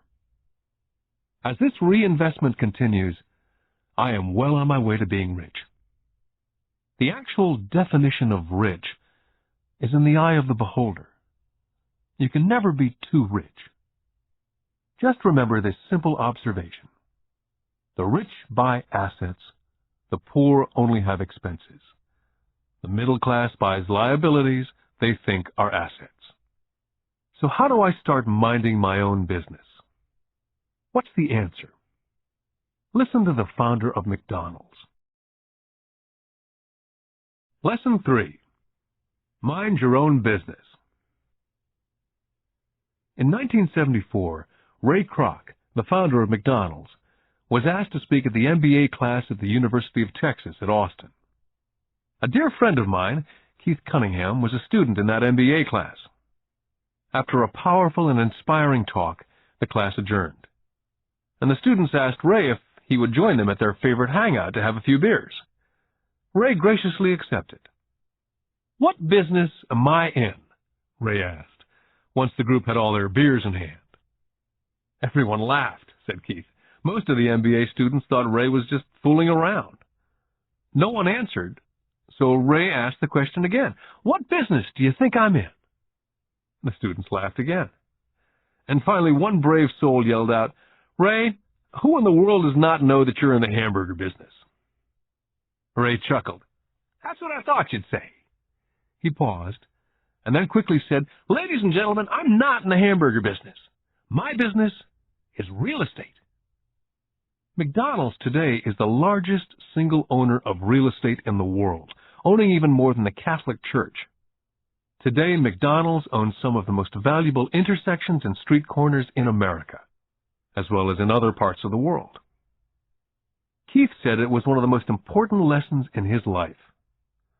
Today, Keith owns car washes, but his business is the real estate under those car washes. The previous chapter ended with a statement illustrating that most people work for everyone but themselves. They work first for the owners of the company, then for the government through taxes, and finally for the bank that owns their mortgage. As a young boy, we did not have a McDonald's nearby. Yet my rich dad was responsible for teaching Mike and me the same lesson that Ray Kroc talked about at the University of Texas. It is secret number 3 of the rich. The secret is, mind your own business. Financial struggle is often directly the result of people working all their life for someone else. Many people will have nothing at the end of their working days. Our current educational system focuses on preparing today's youth to get good jobs by developing scholastic skills. Their lives will revolve around their wages, or, as described earlier, their income column. And, after developing scholastic skills, they go on to higher levels of schooling to enhance their professional abilities. They study to become engineers, scientists, cooks, police officers, artists, writers, and so on. These professional skills allow them to enter the workforce and work for money. There's a big difference between your profession and your business. Often I ask people, "What's your business?" And they will say, "Oh, I'm a banker." Then I ask them if they own the bank. And they usually respond, "No, I work there." In that instance, they've confused their profession with their business. Their profession may be a banker, but they still need their own business. Ray Kroc was clear on the difference between his profession and his business. His profession was always the same. He was a salesman. At one time, he sold mixers for milkshakes, and soon thereafter, he was selling hamburger franchises. But while his profession was selling hamburger franchises, his business was the accumulation of income-producing real estate. To become financially secure, a person needs to mind their own business. Your business revolves around your asset column, as opposed to your income column. As stated earlier, the number one rule is to know the difference between an asset and a liability, and to buy assets. The rich focus on their asset columns, while everyone else focuses on their income statements. That's why we hear so often, "I need a raise. If only I had a promotion. I'm going back to school to get more training so I can get a better job. I'm going to work overtime. Maybe I can get a second job. I'm quitting in 2 weeks. I found a job that pays more." In some circles, these are sensible ideas. Yet if you listen to Ray Kroc, you're still not minding your own business. These ideas all still focus on the income column, and will only help a person become more financially secure if the additional money is used to purchase income-generating assets. The primary reason the majority of the poor and middle class are fiscally conservative, which means I can't afford to take risks, is that they have no financial foundation. They have to cling to their jobs. They have to play it safe. When downsizing became the in thing to do, millions of workers found out that their largest so-called asset, their home, was eating them alive. Their asset, called a house, still cost them money every month. Their car, another asset, was eating them alive. The golf clubs in the garage that cost $1,000 were not worth $1,000 anymore. Without job security, they had nothing to fall back on. What they thought were assets could not help them survive in a time of financial crisis. So many people have put themselves in deep financial trouble when they run short of income. To raise cash, they sell their assets. First, their personal assets can generally be sold for only a fraction of the value that's listed in their personal balance sheet. Or if there's a gain on the sale of the assets, they're taxed on the gain. So again, the government takes its share of the gain, thus reducing the amount available to help them out of debt. That's why I say someone's net worth is often worth less than they think. Start minding your own business. Keep your daytime job, but start buying real assets, not liabilities or personal effects that have no real value once you get them home. A new car loses nearly 25% of the price you pay for it the moment you drive it off the lot. It's not a true asset, even if your banker lets you list it as one. My $400 new titanium driver was worth $150 the moment I teed off. For adults, keep your expenses low, reduce your liabilities, and diligently build a base of solid assets. For young people who've not yet left home, it's important for parents to teach them the difference between an asset and a liability. Get them to start building a solid asset column before they leave home, get married, buy a house, have kids, and get stuck in a risky financial position, clinging to a job and buying everything on credit. I see so many young couples who get married and trap themselves into a lifestyle that will not let them get out of debt for most of their working years. For most people, just as the last child leaves home, the parents realize they've not adequately prepared for retirement, and they begin to scramble to put some money away. Then their own parents become ill, and they find themselves with new responsibilities. So, what kind of assets am I suggesting that you or your children acquire? In my world, real assets fall into several different categories. First, businesses that do not require my presence. I own them, but they're managed or run by other people. If I have to work there, it's not a business. It becomes my job. Then come categories such as stocks, bonds, mutual funds, income-generating real estate, notes or IOUs, royalties from intellectual property such as music, scripts, patents, and finally anything else that has value, produces income, or appreciates and has a ready market. As a young boy, my educated dad encouraged me to find a safe job. My rich dad, on the other hand, encouraged me to begin acquiring assets that I loved. If you don't love it, you won't take care of it. I collect real estate simply because I love buildings and land. I love shopping for them. I could look at them all day long. When problems arise, the problems are not so bad that it changes my love for real estate. For people who hate real estate, they shouldn't buy it. I love stocks of small companies, especially startups. The reason is that I am an entrepreneur, not a corporate person. In my early years, I worked in large organizations such as Standard Oil of California, the U.S. Marine Corps, and Xerox Corporation. I enjoyed my time with those organizations and have fond memories, but I know deep down I'm not a company man. I like starting companies, not running them. So my stock buys are usually of small companies, and sometimes I even start the company and take it public. Fortunes are made in new stock issues, and I love the game. Many people are afraid of small-cap companies and call them risky, and they are. But risk is always diminished if you love what the investment is, understand it, and know the game. For years, even while I was with the Marine Corps and Xerox, I did what my rich dad recommended. I kept my daytime job, but I still minded my own business. I was active in my asset column. I traded real estate and small stocks. Rich Dad always stressed the importance of financial literacy. The better I was at understanding the accounting and cash management, the better I would be at analyzing investments and eventually starting and building my own company. I would not encourage anyone to start a company unless they really want to. Knowing what I know about running a company, I would not wish that task on anyone. There are times when people cannot find employment where starting a company is a solution for them.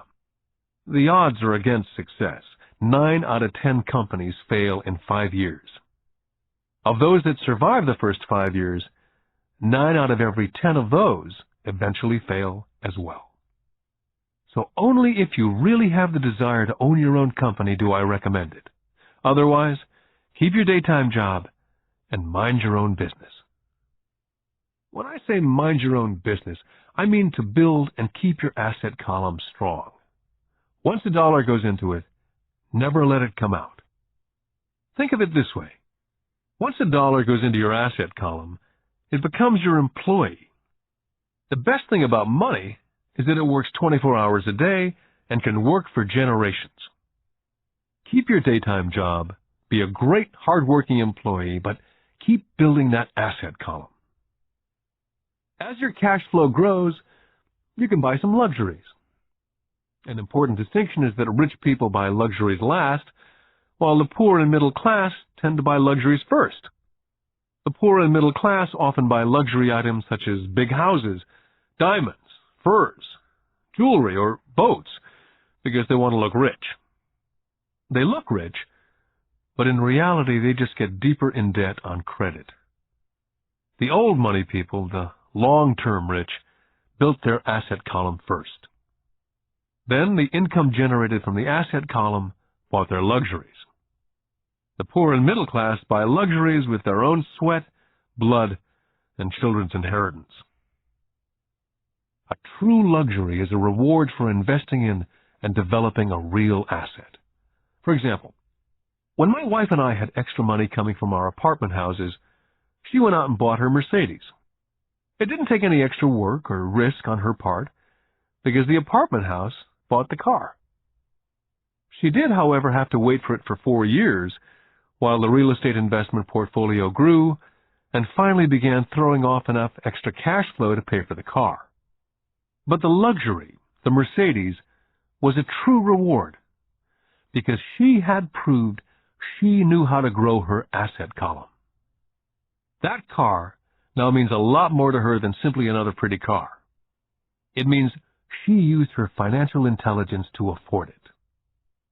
What most people do is they impulsively go out and buy a new car or some other luxury on credit. They may feel bored and just want a new toy. Buying a luxury on credit often causes a person to sooner or later actually resent that luxury because the debt on the luxury becomes a financial burden.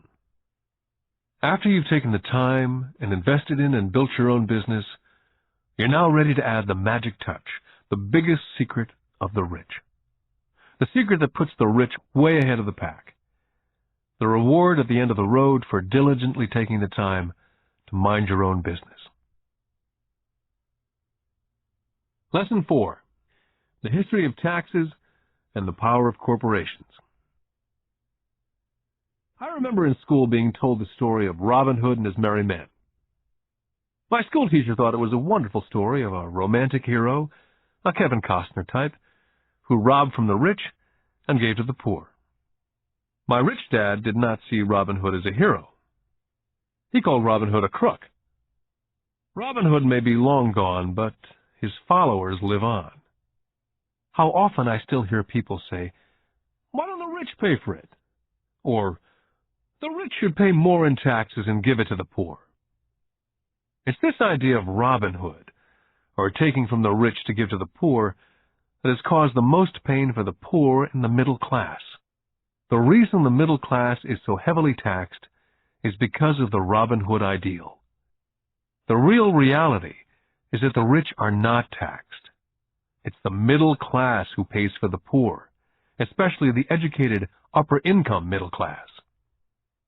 Again, to understand fully how things happen, we need to look at the historical perspective.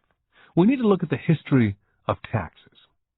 Although my highly educated dad was an expert on the history of education, my rich dad fashioned himself as an expert on the history of taxes. Rich Dad explained to Mike and me that in England and America originally, there were no taxes. Occasionally, there were temporary taxes levied in order to pay for wars. The king or the president would put the word out and ask everyone to chip in. Taxes were levied in Britain for the fight against Napoleon from 1799 to 1816. And in America, taxes were levied to pay for the Civil War from 1861 to 1865. In 1874, England made income tax a permanent levy on its citizens. In 1913, an income tax became permanent in the United States with the adoption of the 16th Amendment to the Constitution. What these historical dates fail to reveal is that both of these taxes were initially levied against only the rich. It was this point that Rich Dad wanted Mike and me to understand. He explained that the idea of taxes was made popular and accepted by the majority by telling the poor and the middle class that taxes were created only to punish the rich. This is how the masses voted for the law, and it became constitutionally legal. Although it was intended to punish the rich, in reality it wound up punishing the very people who voted for it, the poor and the middle class. Once government got a taste of money, the appetite grew, said Rich Dad. Your dad and I are exactly opposite. He's a government bureaucrat, and I'm a capitalist. We get paid, and our success is measured on opposite behaviors. He gets paid to spend money and hire people. The more he spends and the more people he hires, the larger his organization becomes. In the government, the larger his organization, the more he's respected. On the other hand, within my organization, the fewer people I hire and the less money I spend, the more I'm respected by my investors. That's why I don't like government people. They have different objectives from most business people. As the government grows, more and more tax dollars will be needed to support it. As I said, the passage of taxes was only possible because the masses believed in the Robin Hood theory of economics, which was to take from the rich and give to everyone else.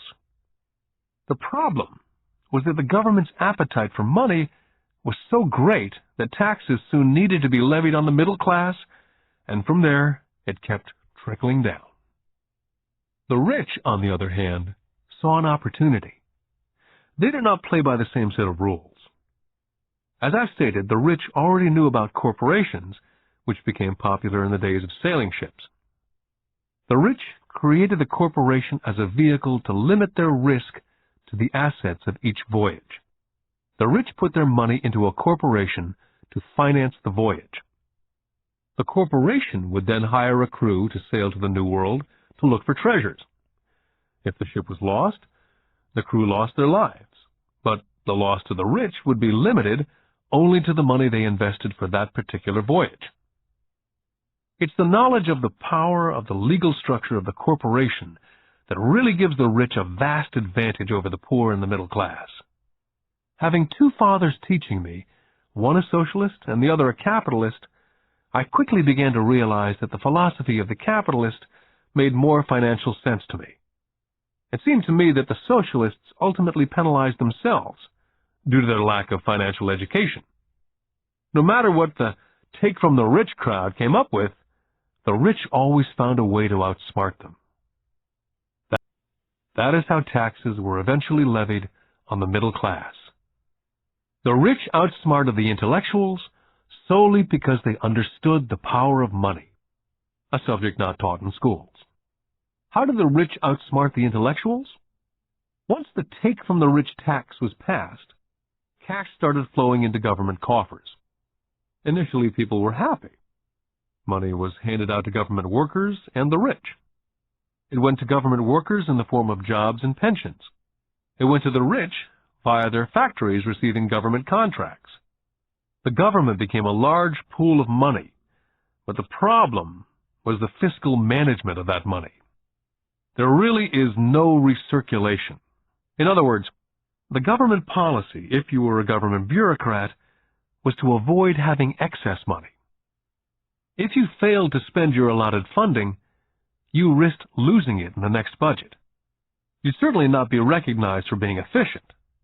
Business people, on the other hand, are rewarded for having excess money and are recognized for their efficiency. As this cycle of growing government spending continued, the demand for money increased, and the tax the rich idea was now being adjusted to include lower income levels, down to the very people who voted it in, the poor and the middle class. True capitalists used their financial knowledge to simply find a way to escape. They headed back to the protection of a corporation. A corporation protects the rich. But what many people who've never formed a corporation do not know is that a corporation is not really a thing. A corporation is merely a file folder with some legal documents in it, sitting in some attorney's office registered with a state government agency. It's not a big building with the name of the corporation on it. It's not a factory or a group of people. A corporation is merely a legal document that creates a legal body without a soul. The wealth of the rich was once again protected. Once again, the use of corporations became popular once the permanent income laws were passed, because the income tax rate of the corporation was less than the individual income tax rates. In addition, as I said earlier, certain expenses could be paid with pre-tax dollars within the corporation. This war between the haves and the have-nots has been going on for hundreds of years. It's the take from the rich crowd versus the rich. The battle is waged whenever and wherever laws are made. The battle will go on forever. The problem is, the people who lose are the uninformed, the ones who get up every day and diligently go to work and pay taxes. If they only understood the way the rich play the game, they could play it too. Then they would be on their way to their own financial independence. This is why I cringe every time I hear a parent advise their children to go to school so they can find a safe, secure job. An employee with a safe, secure job without financial aptitude has no escape. Average Americans today work 5 to 6 months for the government before they make enough to cover their taxes. In my opinion, that is a long time. The harder you work, the more you pay the government. That's why I believe that the idea of take from the rich backfired on the very people who voted it in. Every time people try to punish the rich don't simply comply, they react. They have the money, power, and intent to change things. They do not just sit there and voluntarily pay more taxes. They search for ways to minimize their tax burden. They hire smart attorneys and accountants and persuade politicians to change laws or create legal loopholes. They have the resources to effect change. The poor and the middle class do not have the same resources. They sit there and let the government's needles enter their arm and allow the blood donation to begin.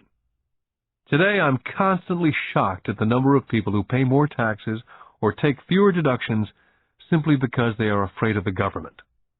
And I do know how frightening and intimidating a government tax agent can be. I have had friends who have had their businesses shut down and destroyed, only to find out it was a mistake on the part of the government. I realize all that. But the price of working from January to mid-May is a high price to pay for that intimidation. My poor dad never fought back. My rich dad didn't either. He just played the game smarter, and he did it through corporations, the biggest secret of the rich. My highly educated dad always encouraged me to seek a good job with a strong corporation. He spoke of the virtues of working your way up the corporate ladder. He didn't understand that by relying solely on a paycheck from a corporate employer, I would be a docile cow ready for milking. When I told my rich dad of my father's advice, he only chuckled. "Why not own the ladder?" was all he said. As a young boy, I didn't understand what Rich Dad meant by owning my own corporation. It was an idea that seemed impossible and intimidating. Although I was excited by the idea, my youth would not let me envision the possibility that grown-ups would someday work for a company I would own.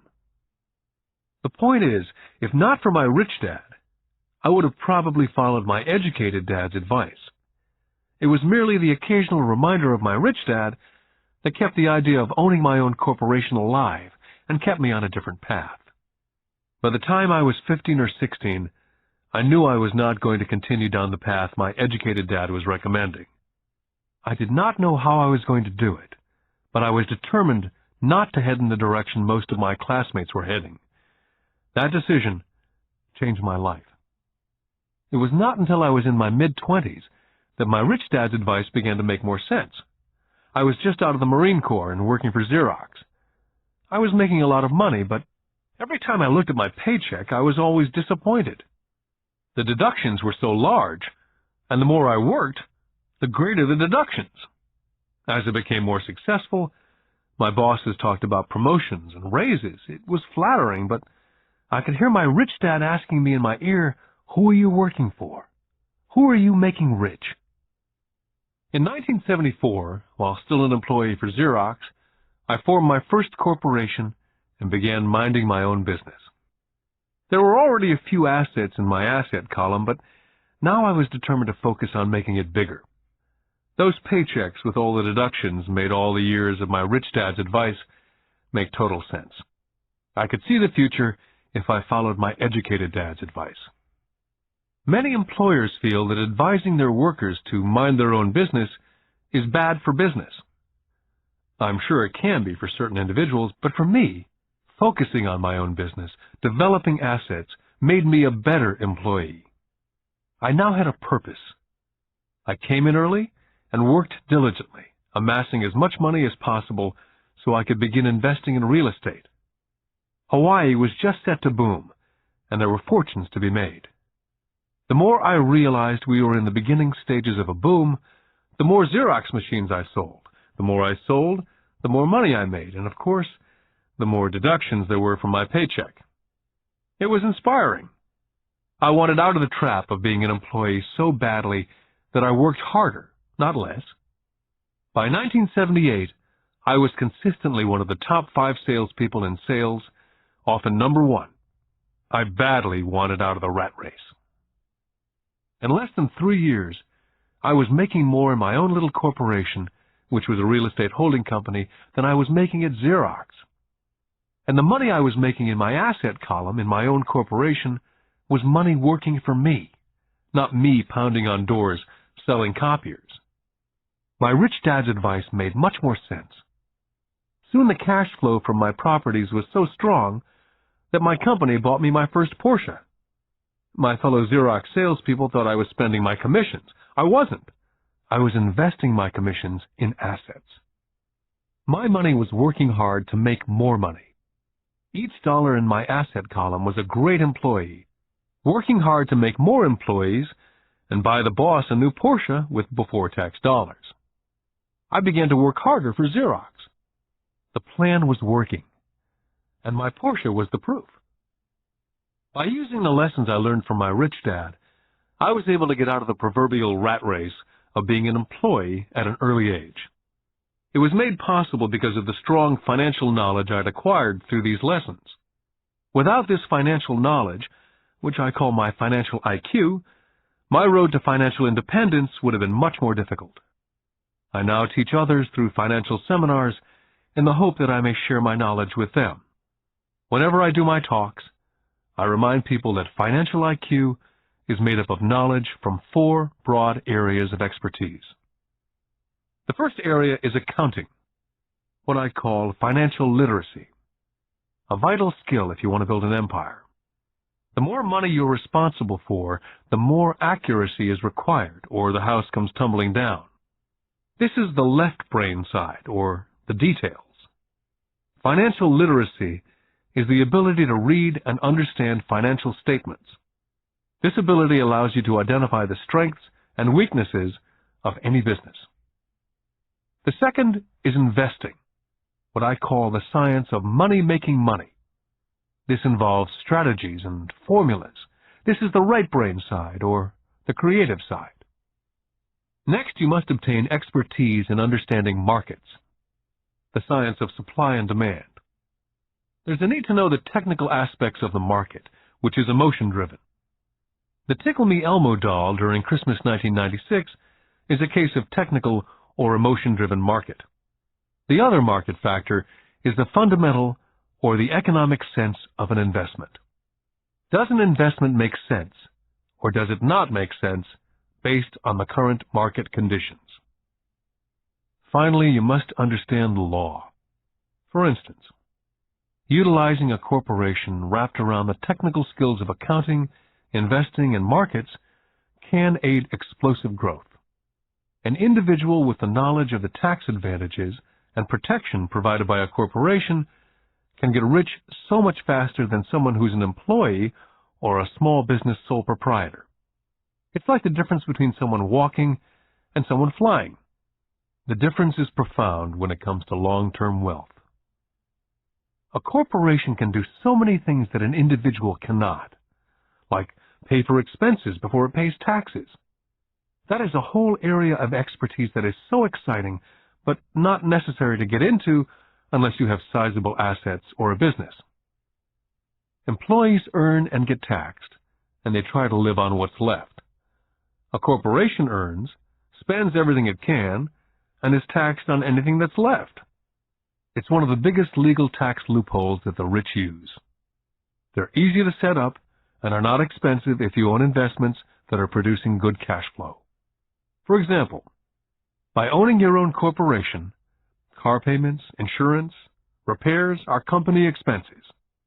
Most restaurant meals are partial expenses, and on and on. All are paid for legally with pre-tax dollars. Lesson 5. The Rich Invent Money. I've been teaching professionally since 1984. It's been a great experience and rewarding. It's also a disturbing profession, for I've taught thousands of individuals, and I see one thing in common in all of us, myself included. We all have tremendous potential, and we are all blessed with gifts. Yet the one thing that holds all of us back is some degree of self-doubt. It's not so much the lack of technical information that holds us back, but more the lack of self-confidence. Some are more affected than others. Once we leave school, most of us know that it's not as much a matter of college degrees or good grades that count. In the real world, outside of academics, something more than just grades is required. I've heard it called guts, chutzpah, balls, audacity, bravado, cunning, daring, tenacity, and brilliance. This factor, whatever it's labeled, ultimately decides one's future much more than school grades. Inside each of us is one of these brave, brilliant, and daring characters. There's also the flip side of that character. People who could get down on their knees and beg if necessary. After a year in Vietnam as a Marine Corps pilot, I intimately got to know both of those characters inside of me. One is not better than the other. Yet as a teacher, I recognized that it was excessive fear and self-doubt that were the greatest detractors of personal genius. It broke my heart to see students know the answers, yet lack the courage to act on the answer. Often in the real world, it's not the smart that get ahead, but the bold.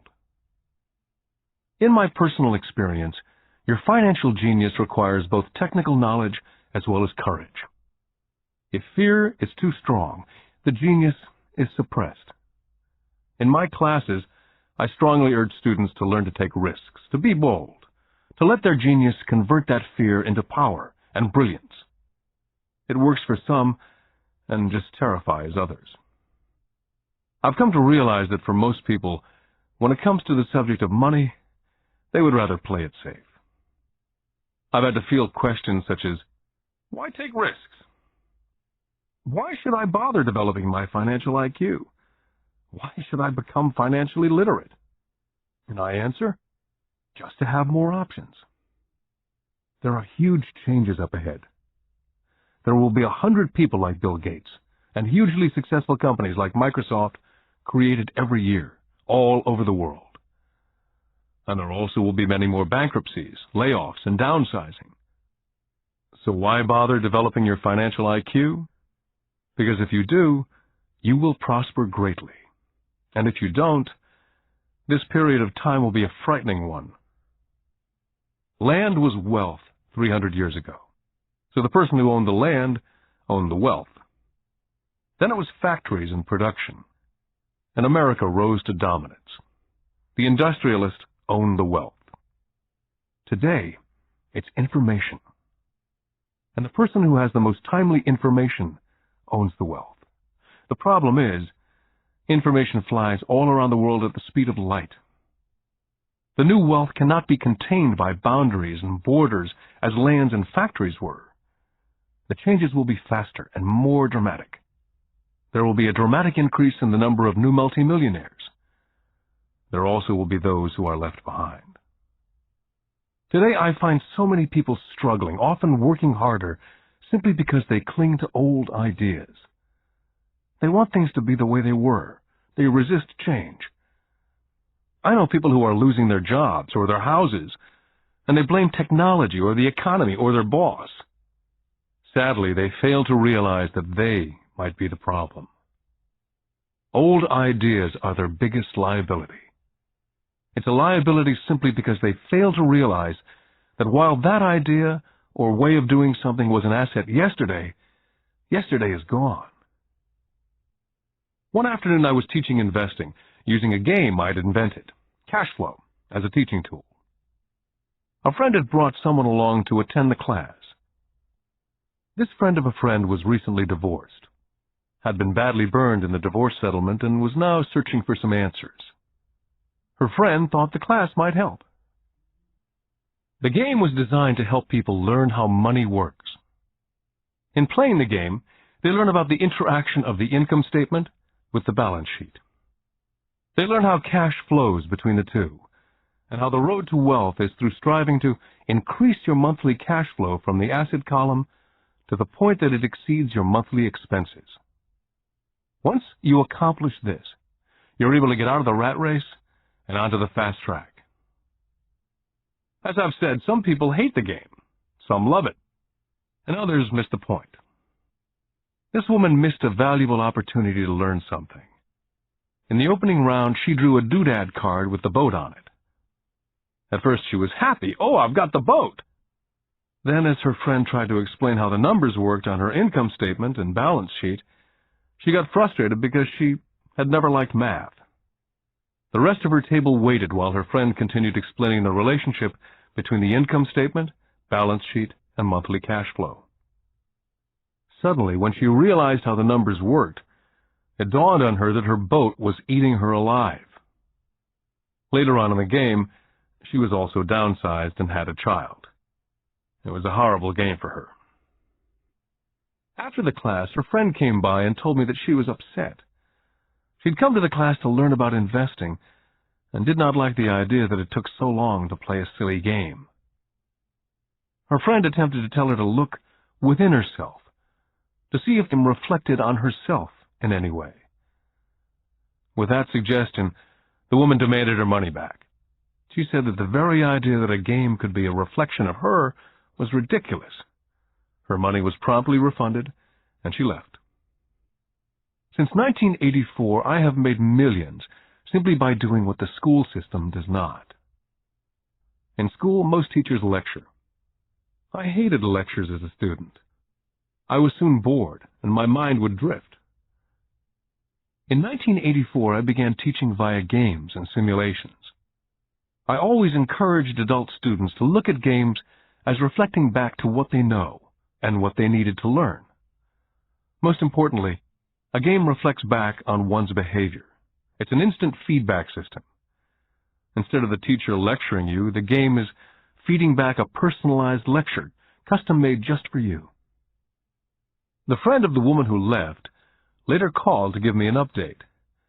She said her friend was fine and had calmed down. In her cooling-off period, she could see some relationships between the game and her life. Just like a board game, the world is always providing us with instant feedback.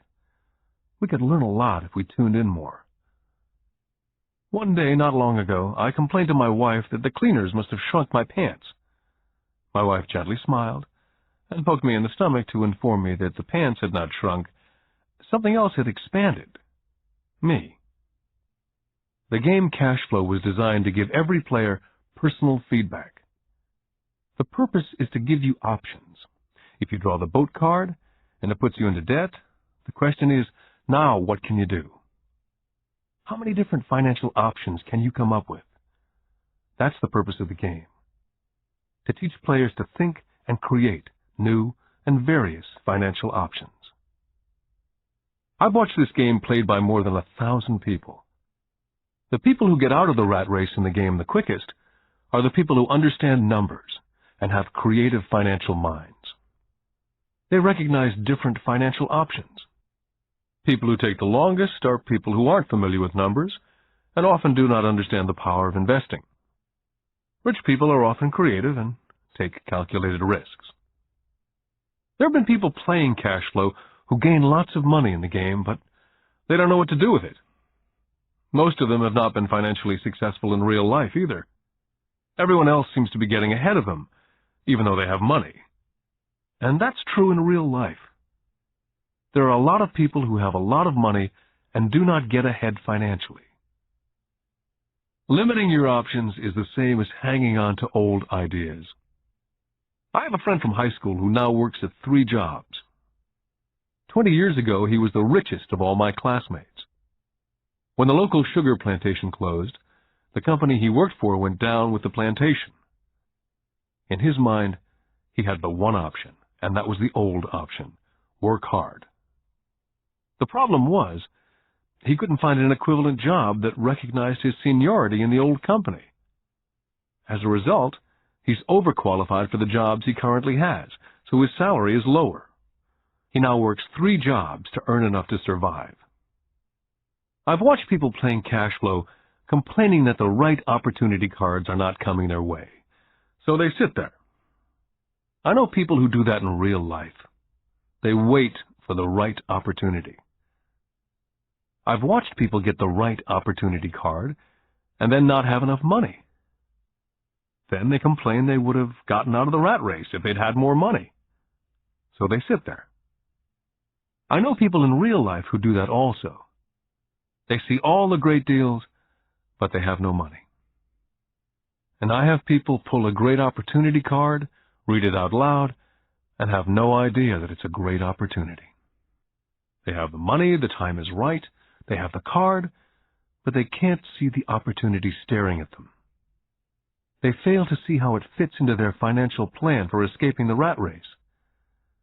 And I know more people like that than all the others combined. Most people have an opportunity of a lifetime flash right in front of them, and they fail to see it. A year later, they find out about it after everyone else got rich. Financial intelligence is simply having more options. If the opportunities aren't coming your way, what else can you do to improve your financial position? If an opportunity lands in your lap and you have no money and the bank won't talk to you, What else can you do to get the opportunity to work in your favor? If your hunch is wrong, and what you've been counting on doesn't happen, how can you turn a lemon into millions?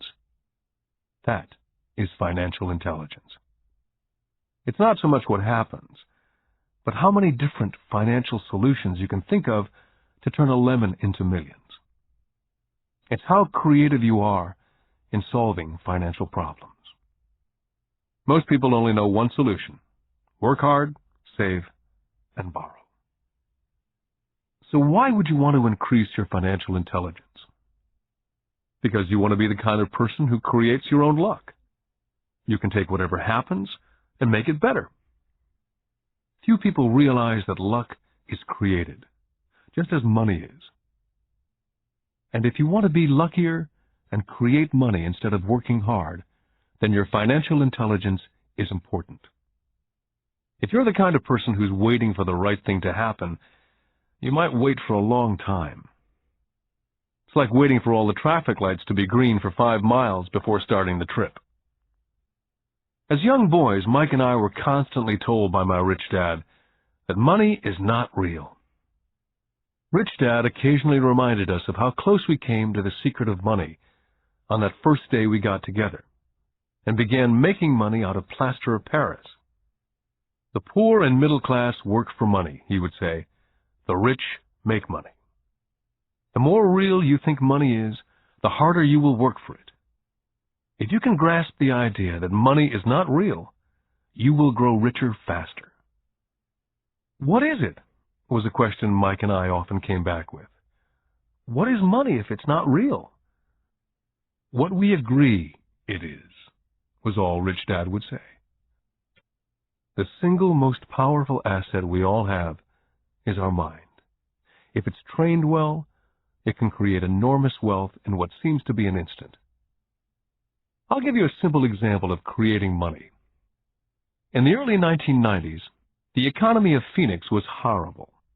I was watching the TV show Good Morning America when a financial planner came on and began forecasting doom and gloom.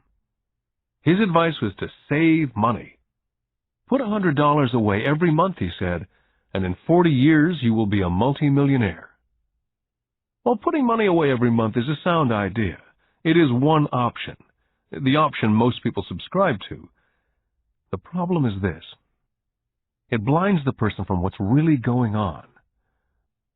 They miss major opportunities for much more significant growth of their money. The world is passing them by. As I said, the economy was terrible at that time. For investors, this is the perfect market condition. A chunk of my money was in the stock market and in apartment houses. I was short of cash. Because everyone was giving stuff away, I was buying. I was not saving money, I was investing. My wife and I had more than $1 million in cash working in a market that was rising fast. It was the best opportunity to invest. The economy was terrible. I just could not pass up these small deals. Houses that were once $100,000 were now $75,000. But instead of shopping at the local real estate office, I began shopping at the bankruptcy attorney's office or the courthouse steps. In these shopping places, a $75,000 house could sometimes be bought for $20,000 or less. For $2,000, which was loaned to me from a friend for 90 days for $200, I gave an attorney a cashier's check as a down payment. While the acquisition was being processed, I ran an ad in the paper advertising a $75,000 house for only $60,000 and no money down. The phone rang hard and heavy. Prospective buyers were screened, and once the property was legally mine, all the prospective buyers were allowed to look at the house. It was a feeding frenzy. The house sold in a few minutes. I asked for a $2,500 processing fee, which they gladly handed over, and the escrow and title company took over from there. I returned the $2,000 to my friend with an additional $200. He was happy, the home buyer was happy, the attorney was happy, and I was happy. I'd sold a house for $60,000 that cost me $20,000. The $40,000 was created from money in my asset column in the form of a promissory note from the buyer, Total working time, 5 hours. During this depressed market, my wife and I were able to do 6 of these simple transactions in our spare time. While the bulk of our money was in larger properties in the stock market, we were able to create more than $190,000 in assets, notes at 10% interest, in those 6 buy, create, and sell transactions. That comes to approximately $19,000 a year income, much of it sheltered through our private corporation. Much of that $19,000 a year goes to pay for our company cars, gas, trips, insurance, dinners with clients, and other things. By the time the government gets a chance to tax that income, it's been spent on legally allowed pre-tax expenses. This was a simple example of how money is invented, created, and protected using financial intelligence. Ask yourself how long it would take to save $190,000. Would the bank pay you 10% interest on your money? And the note is good for 30 years. I hope they never pay me the $190,000. I have to pay a tax if they pay me the principal. And besides, $19,000 paid over 30 years is a little over $500,000 in income. The math is simple. You don't need algebra or calculus. I don't write much because the escrow company handles the legal transaction and the servicing of the payments. I have no roofs to fix or toilets to unplug because the owners do that. It's their house. Occasionally, someone does not pay, and that's wonderful because there are late fees, or they move out and the property is sold again. The court system handles that. And it may not work in your area. The market conditions may be different. But the example illustrates how a simple financial process can create hundreds of thousands of dollars with little money and low risk. It's an example of money being only an agreement. Anyone with a high school education can do it. Yet most people won't. Most people listen to the standard advice of work hard and save money. For about 30 hours of work, approximately $190,000 was created in the asset column, and no taxes were paid. Now you may understand why I silently shake my head when I hear parents say, "My child is doing well in school and receiving a good education." It may be good, but is it adequate? I know the above investment strategy is a small one. It's used to illustrate how small can grow into big. My success reflects the importance of a strong financial foundation, which starts with strong financial education. Financial intelligence is made up of these 4 main technical skills. Number 1, financial literacy, the ability to read numbers. Number 2, investment strategies, the science of money making money. Number 3, the market, supply and demand. Alexander Graham Bell gave the market what it wanted, and AT&T was born. So did Bill Gates. A $75,000 house offered for $60,000 that cost $20,000 was also the result of seizing an opportunity created by the market. Somebody was buying and someone was selling. Number 4, the law. The awareness of accounting, corporate, state, and national rules and regulations. I recommend playing within the rules. It's this basic foundation, or the combination of these skills, that's needed to be successful in the pursuit of wealth. Whether it be through the buying of small homes, large apartments, companies, stocks, bonds, mutual funds, precious metals, baseball cards, or the like. Personally, I use 2 main vehicles to achieve financial growth: real estate and small stocks. I use real estate as my foundation. Day in and day out, my properties provide cash flow and occasional spurts of growth in value. The small cap stocks are used for fast growth. I do not recommend anything that I do. The examples are just that, examples. If the opportunity is too complex, and I do not understand the investment, I don't do it. Simple math and common sense is all that's needed to do well financially.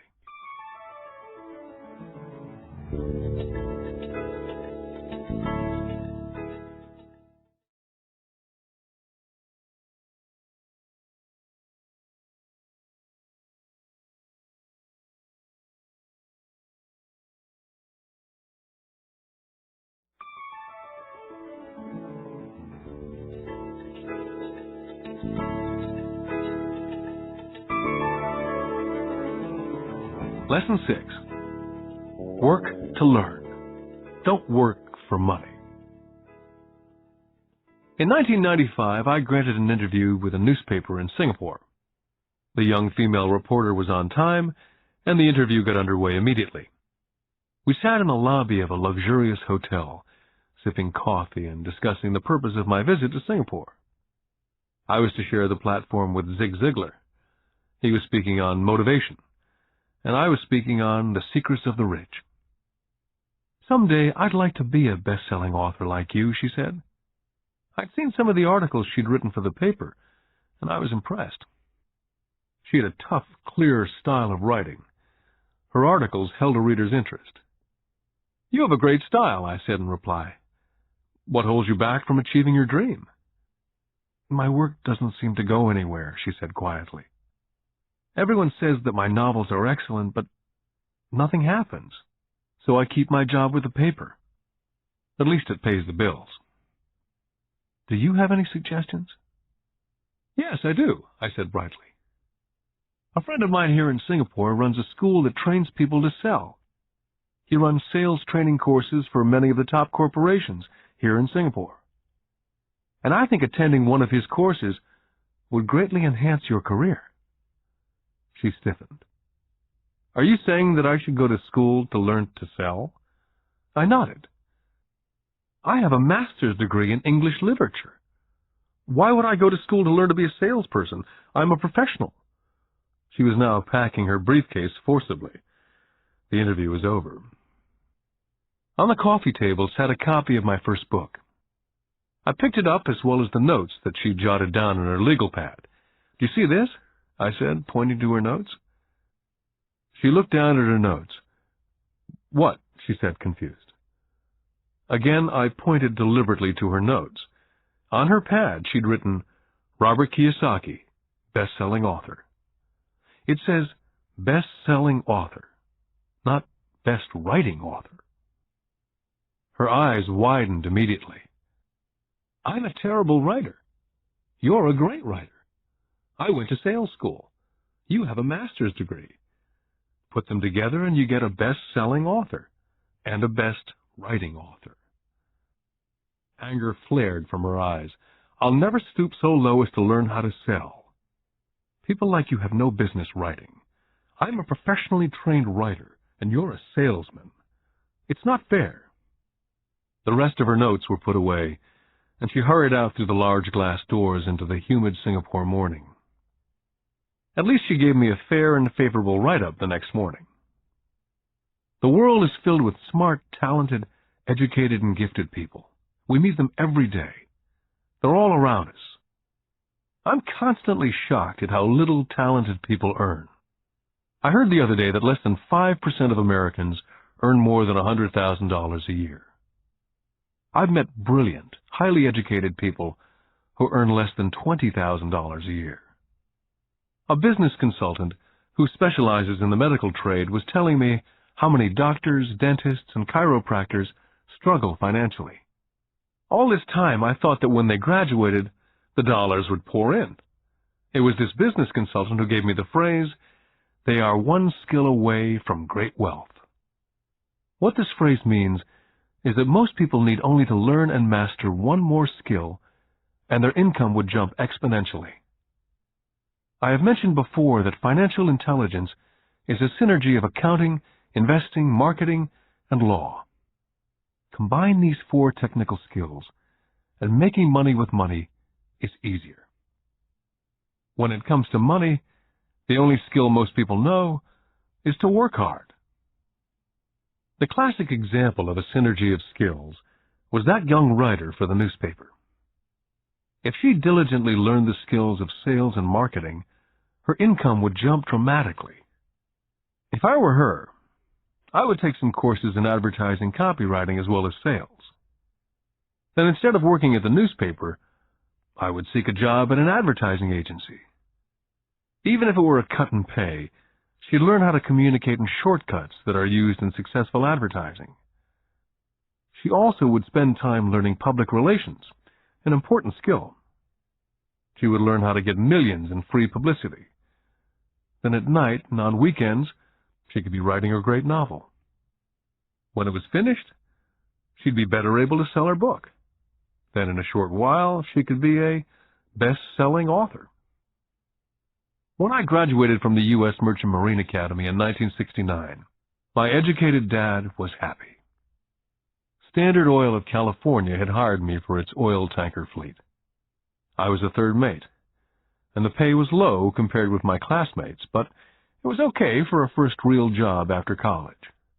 My starting pay was about $42,000 a year, including overtime, and I only had to work for 7 months.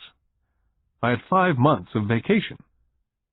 If I'd wanted to, I could have taken the run to Vietnam with a subsidiary shipping company and easily doubled my pay instead of taking the 5 months vacation. I had a great career ahead of me, yet I resigned after 6 months with the company and joined the Marine Corps to learn how to fly. My educated dad was devastated.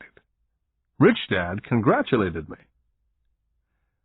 In school and in the workplace, the popular opinion is the idea of specialization. That is, in order to make more money or get promoted, you need to specialize. That is why medical doctors immediately begin to seek a specialty, such as orthopedics or pediatrics. The same is true for accountants, architects, lawyers, pilots, and others. My educated dad believed in the same dogma. That's why he was thrilled when he eventually achieved his doctorate. He often admitted that schools reward people who study more and more about less and less.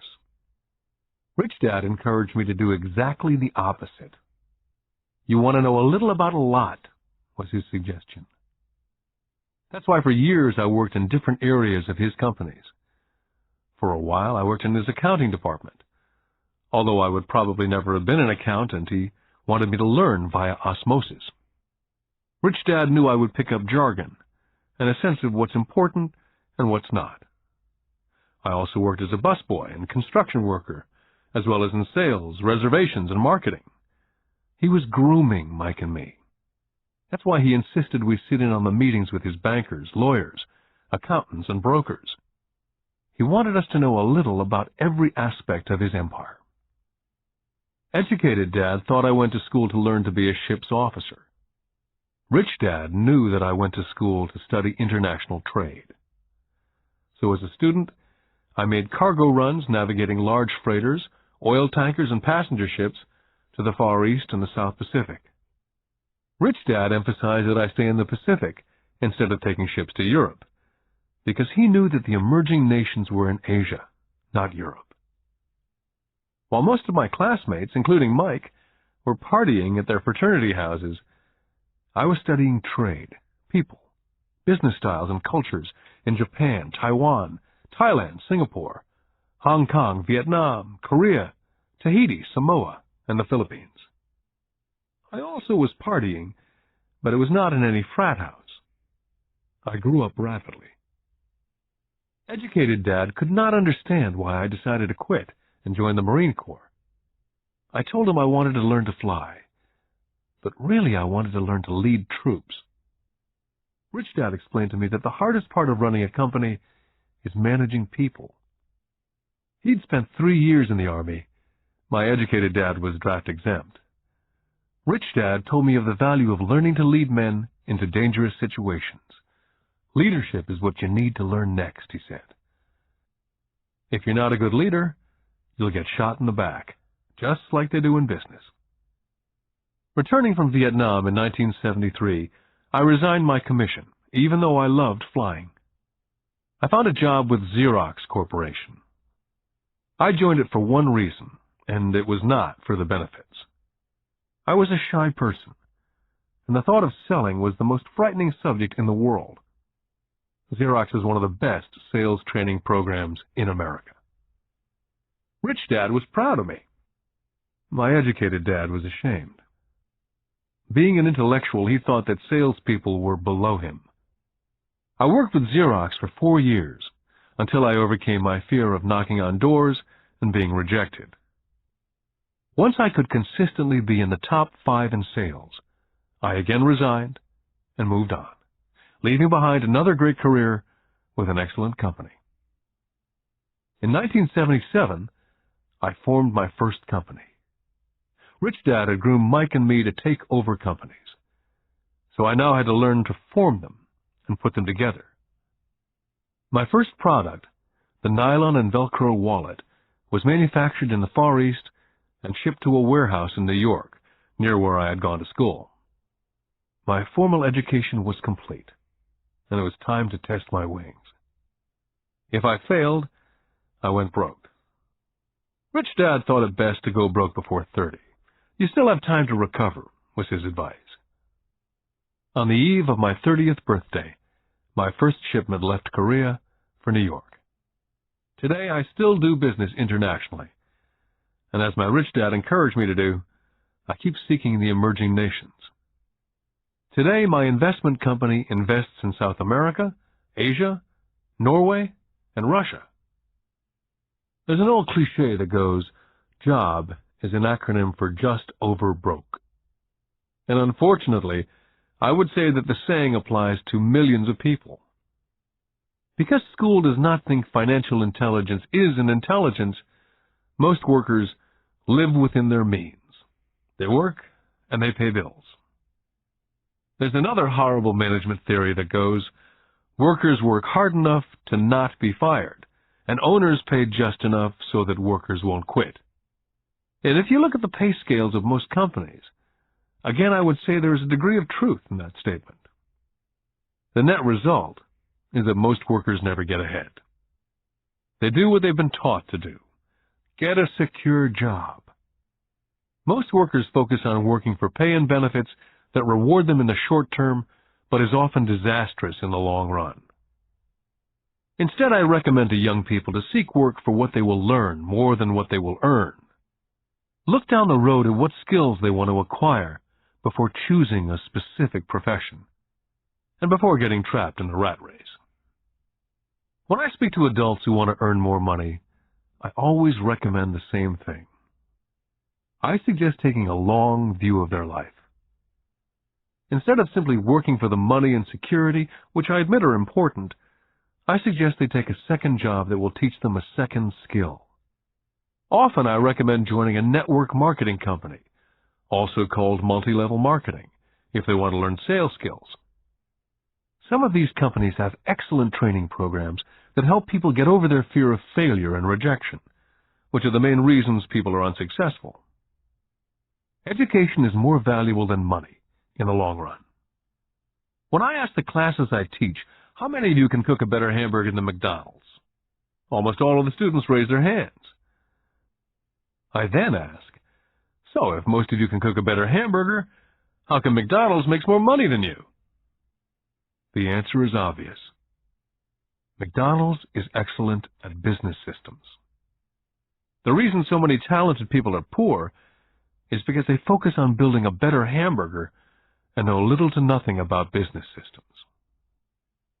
A friend of mine in Hawaii is a great artist. He makes a sizable amount of money. One day his mother's attorney called to tell him that she had left him $35,000. That is what was left of her estate after the attorney and the government took their shares. Immediately he saw an opportunity to increase his business by using some of this money to advertise. 2 months later, his first 4-color full-page ad appeared in an expensive magazine that targeted the very rich. The ad ran for 3 months. He received no replies from the ad, and all of his inheritance is now gone. He now wants to sue the magazine for misrepresentation. This is a common case of someone who can build a beautiful hamburger but knows little about business. When I asked him what he'd learned, his only reply was that advertising salespeople are crooks. I then asked him if he'd be willing to take a course in sales and a course in direct marketing. His reply, I don't have the time, and I don't want to waste my money. The world is filled with talented poor people. All too often they're poor or struggle financially or earn less than they're capable of, not because of what they know, but because of what they do not know. They focus on perfecting their skills at building a better hamburger rather than the skills of selling and delivering the hamburger. Maybe McDonald's does not make the best hamburger, but they are the best at selling and delivering a basic average burger. Poor Dad wanted me to specialize. That was his view on how to be paid more. Rich Dad advised that Mike and I groom ourselves. Many corporations do the same thing. They find a young, bright student out of business school and begin grooming that person to someday take over the company. So these bright young employees do not specialize in one department. They're moved from department to department to learn all the aspects of business systems. The rich often groom their children or the children of others. By doing so, their children gain an overall knowledge of the operations of the business and how the various departments interrelate. For the World War II generation, it was considered bad to skip from company to company. Today, it's considered smart. Since people will skip from company to company rather than seek greater specialization, why not seek to learn more than earn? In the short term, it may earn you less. In the long term, it will pay off in large dividends. The main management skills needed for success are the management of cash flow, the management of systems, including yourself and time with family, and the management of people. The most important specialized skills are sales and understanding marketing. It's the ability to sell, therefore to communicate to another human being, be it a customer, employee, boss, spouse, or child, that is the base skill of personal success. It is communication skills such as writing, speaking, and negotiating that are crucial to a life of success. It's a skill that I work on constantly, attending courses or buying educational tapes to expand my knowledge. Rich Dad encouraged Mike and me to know a little about a lot. He encouraged us to work with people smarter than we were, and to bring smart people together to work as a team. Today it would be called a synergy of professional specialties. Today I meet ex-school teachers earning hundreds of thousands of dollars a year. They earn that much because they have specialized skills in their field, as well as other skills. They can teach as well as sell and market. I know of no other skills to be more important than selling as well as marketing. The skills of selling and marketing are difficult for most people, primarily due to their fear of rejection. The better you are at communicating, negotiating, and handling your fear of rejection, the easier life is. Just as I advise that newspaper writer who wanted to become a best-selling author, I advise anyone else today. Being technically specialized has its strengths as well as its weaknesses. I have friends who are geniuses, but they cannot communicate effectively with other human beings. And as a result, their earnings are pitiful. I advise them to just spend a year learning to sell. And even if they earn nothing, their communication skills will improve. And that is priceless. Getting started. I wish I could say acquiring wealth was easy for me, but it wasn't. So in response to the question, how do I start, I offer the thought process I go through on a day-by-day basis. It really is easy to find great deals. I promise you that. It's just like riding a bike. After a little wobbling, it's a piece of cake. But when it comes to money, it's the determination to get through the wobbling that's a personal thing. To find million-dollar deals of a lifetime requires us to call on our financial genius. I believe that each of us has a financial genius within us. The problem is, our financial genius lies asleep, waiting to be called upon. It lies asleep because our culture has educated us into believing that the love of money is the root of all evil. It's encouraged us to learn a profession so we can work for money, but failed to teach us how to have money work for us. It taught us not to worry about our financial future. Our company or the government would take care of us when our working days are over. However, it's our children, educated in the same school system, who will end up paying for it. The message is still to work hard, earn money, and spend it. And when we run short, we can always borrow more. Unfortunately, 90% of the Western world subscribes to the above dogma simply because it's easier to find a job and work for money. If you're not one of the masses, I offer you the following 10 steps to awaken your financial genius. I simply offer you the steps I have personally followed. If you want to follow some of them, great. If you don't, make up your own. Your financial genius is smart enough to develop its own list. Step number 1. I need a reason greater than reality. If you ask most people if they would like to be rich or financially free, they would say yes. But then reality sets in. The road seems too long with too many hills to climb. It's easier just to work for money and hand the excess over to your broker. A reason or a purpose is a combination of wants and don't wants. When people ask me what my reason for wanting to be rich is, it's a combination of deep emotional wants and don't wants. I will list a few. First, the don't wants, for they create the wants. I don't want to work all my life.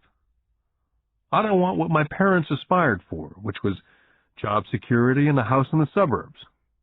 I don't like being an employee. Now the wants. I want to be free to travel the world and live in a lifestyle I love. I want to be young when I do this. I want to simply be free. I want control over my time and my life. I want money to work for me. Those are deep-seated emotional reasons. What are yours? As I said, I wish I could say it was easy. It wasn't. But it wasn't hard either.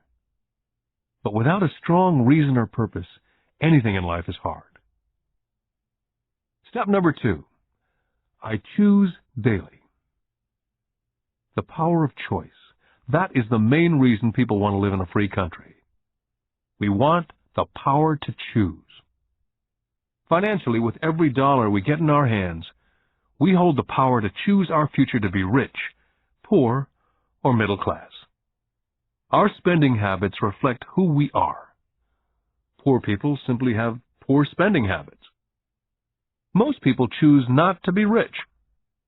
For 90% of the population, being rich is too much of a hassle. So they invent sayings that go, "I'm not interested in money," or "I'll never be rich," or "I don't have to worry, I'm still young," or "When I make some money, then I'll think about my future," or "My husband, wife handles the finances." The problem with those statements is they rob the person who chooses to think such thoughts of two things. One is time, which is your most precious asset. And 2 is learning. Just because you have no money, it shouldn't be an excuse to not learn. But that is a choice we all make daily. The choice of what we do with our time, our money, and what we put in our heads. That is the power of choice. All of us have choice. I just choose to be rich, and I make that choice every day. Step number 3. Choose friends carefully. First of all, I do not choose my friends by their financial statements. I have friends who have actually taken the vow of poverty, as well as friends who earn millions every year. The point is, I learn from all of them, and I consciously make the effort to learn from them. But there's one distinction that I'd like to point out. I've noticed that my friends with money talk about money, and I do not mean brag. They're interested in the subject, so I learn from them and they learn from me. My friends whom I know are in dire straits financially do not like talking about money, business, or investing. They often think it rude. So I also learn from my friends who struggle financially. I find out what not to do. Step number 4. Master a formula and then learn a new one. In order to make bread, every baker follows a recipe, even if it's only held in their head. The same is true for making money. That's why money is often called dough. When it comes to money, The masses generally have one basic formula they learned in school, and that is work for money. The formula I see that is predominant in the world is that every day millions of people get up and go to work, earn money, pay bills, balance checkbooks, buy some mutual funds, and go back to work. That is the basic formula or recipe. If you're tired of what you're doing or you're not making enough, it's simply a case of changing the formula via which you make money. Years ago, when I was 26, I took a weekend class called How to Buy Real Estate Foreclosures. I learned a formula. The next trick was to have the discipline to actually put into action what I had learned. That is where most people stop. For 3 years while working for Xerox, I spent my spare time learning to master the art of buying foreclosures. I've made several $1 million using that formula, but today it's too slow, and too many other people are doing it. So after I mastered that formula, I went in search of other formulas. For many of the classes, I did not use the information I learned directly, but I always learned something new. Step number 5.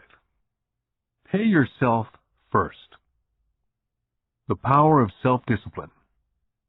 If you cannot get control of yourself, do not try to get rich. You might first want to join the Marine Corps or some religious order, so you can get control of yourself. It makes no sense to invest, make money, and blow it.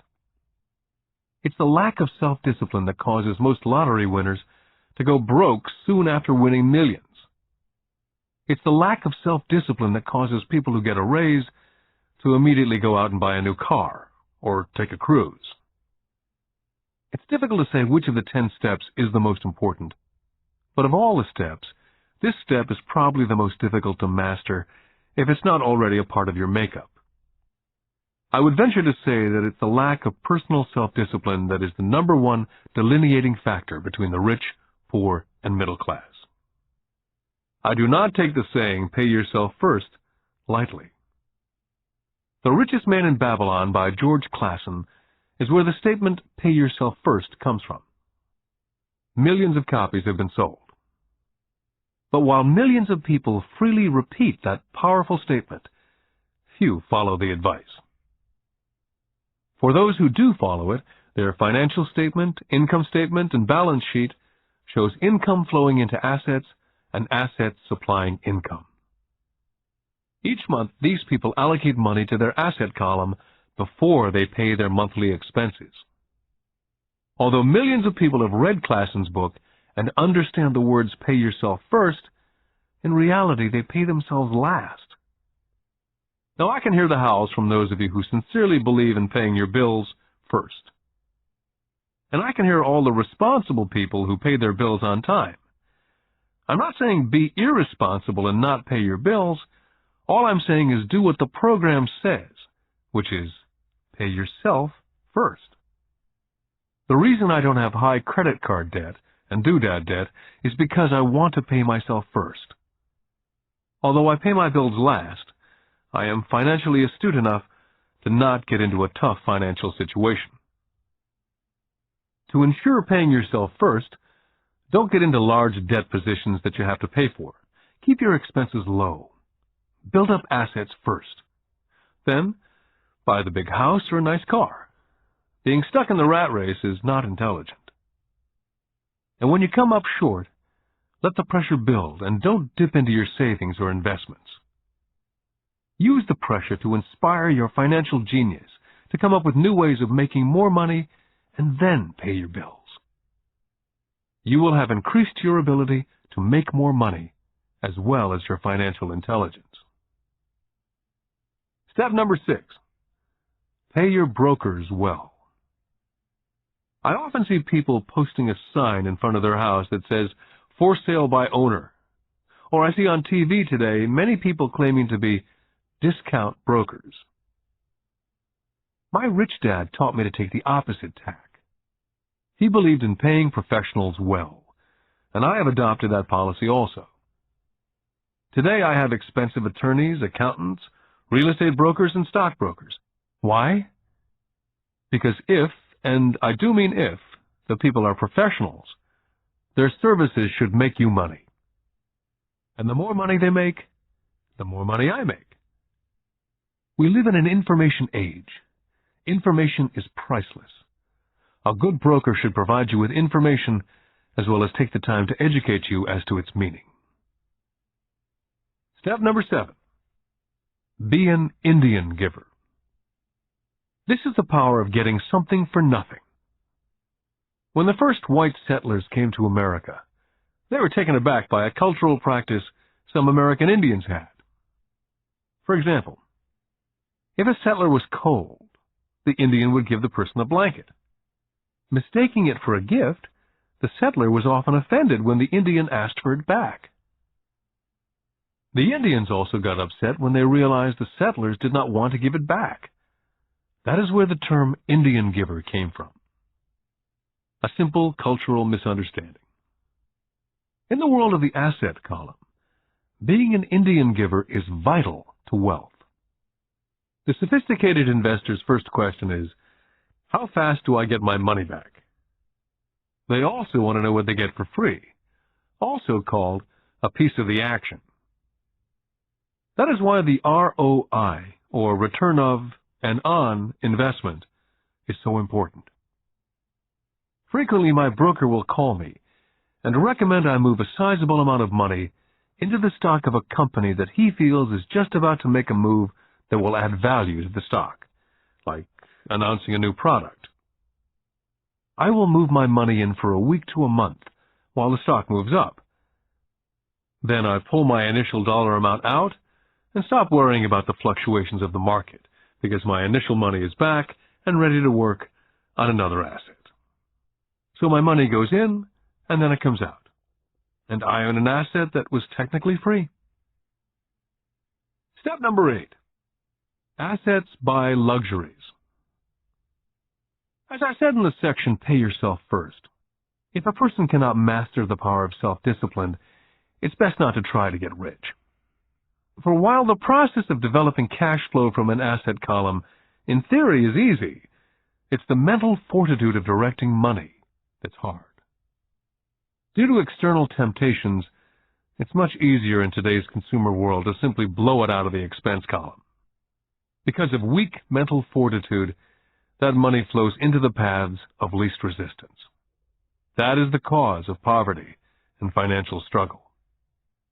I love my luxuries as much as anyone else.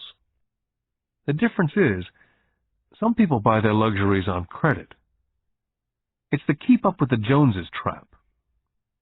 I use the income from my assets to buy my luxuries.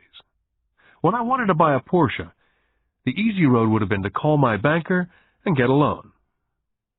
Instead of choosing to focus in the liability column, I chose to focus in the asset column. As a habit, I use my desire to consume to inspire and motivate my financial genius to invest. Too often today, we focus on borrowing money to get the things we want, instead of focusing on creating money. One is easier in the short term, but harder in the long term. It's a bad habit that we as individuals and as a nation have gotten into.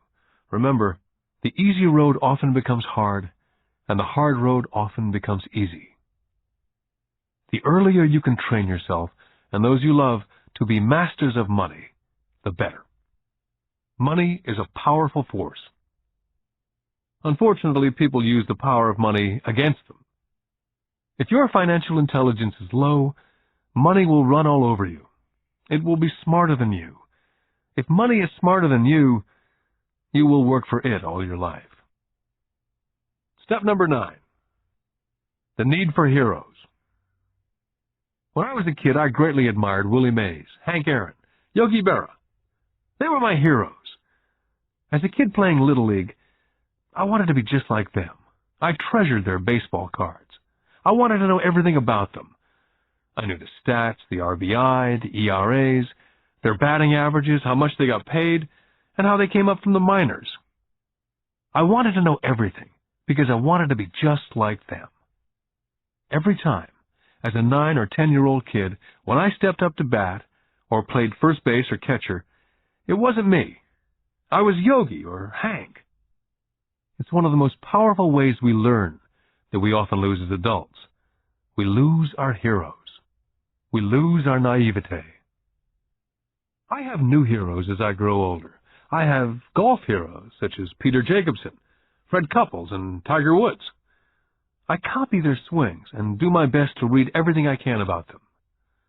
I also have heroes such as Donald Trump, Warren Buffett, Peter Lynch, George Soros, and Jim Rogers. In my older years, I know their stats, just like I knew the ERAs and RBI of my baseball heroes.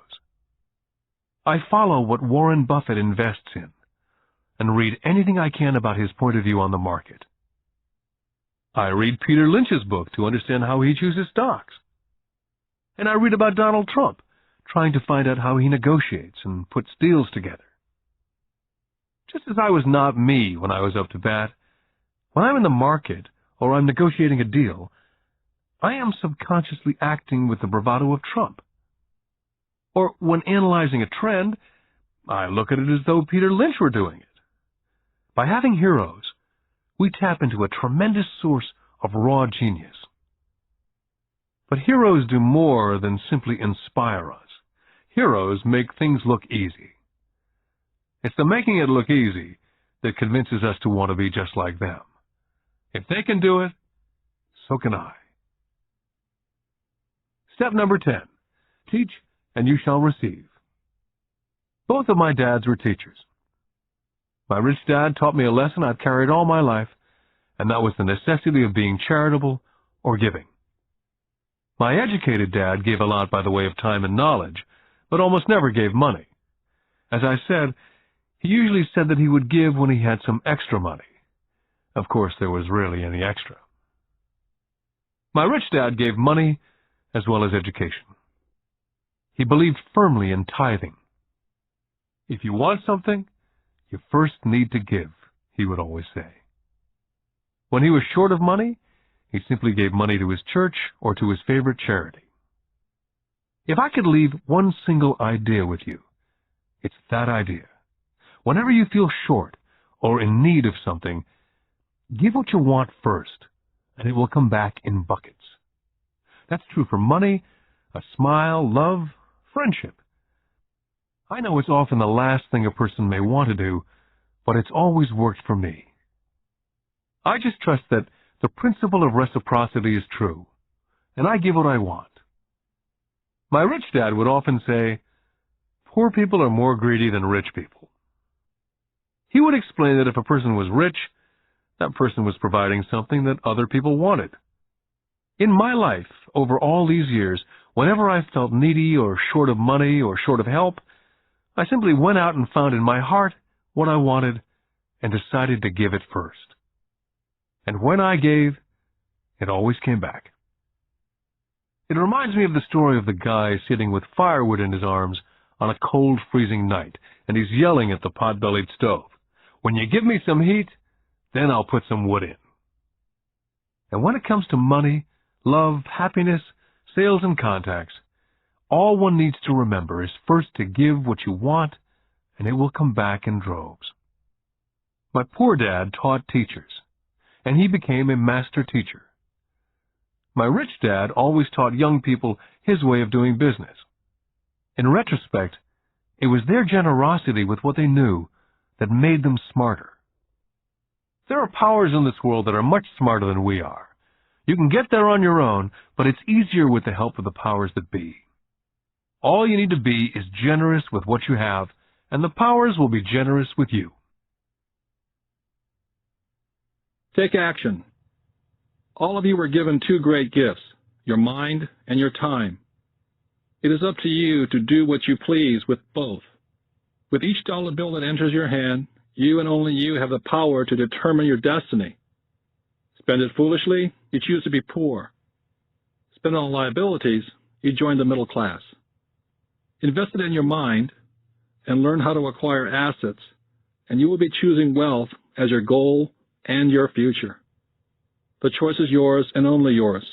With every day, with every dollar, you decide to be rich, poor, or middle class. Choose to share this knowledge with your children, and you choose to prepare them for the world that awaits. No one else will. You and your children's future will be determined by choices you make today, not tomorrow. This has been a Time Warner Audiobooks production of Rich Dad, Poor Dad, written by Robert Kiyosaki with Sharon L. Lecter, CPA, and read by Stephen Hoy, featuring an introduction by Robert Kiyosaki. Executive producer, Maya Thomas. Produced and directed by John Brunette. Text abridged by John Whitman. Text edited by William Whittington. Production coordinated by Daniel Metcalf. Rich Dad, Poor Dad is also available in paperback from Warner Business Books.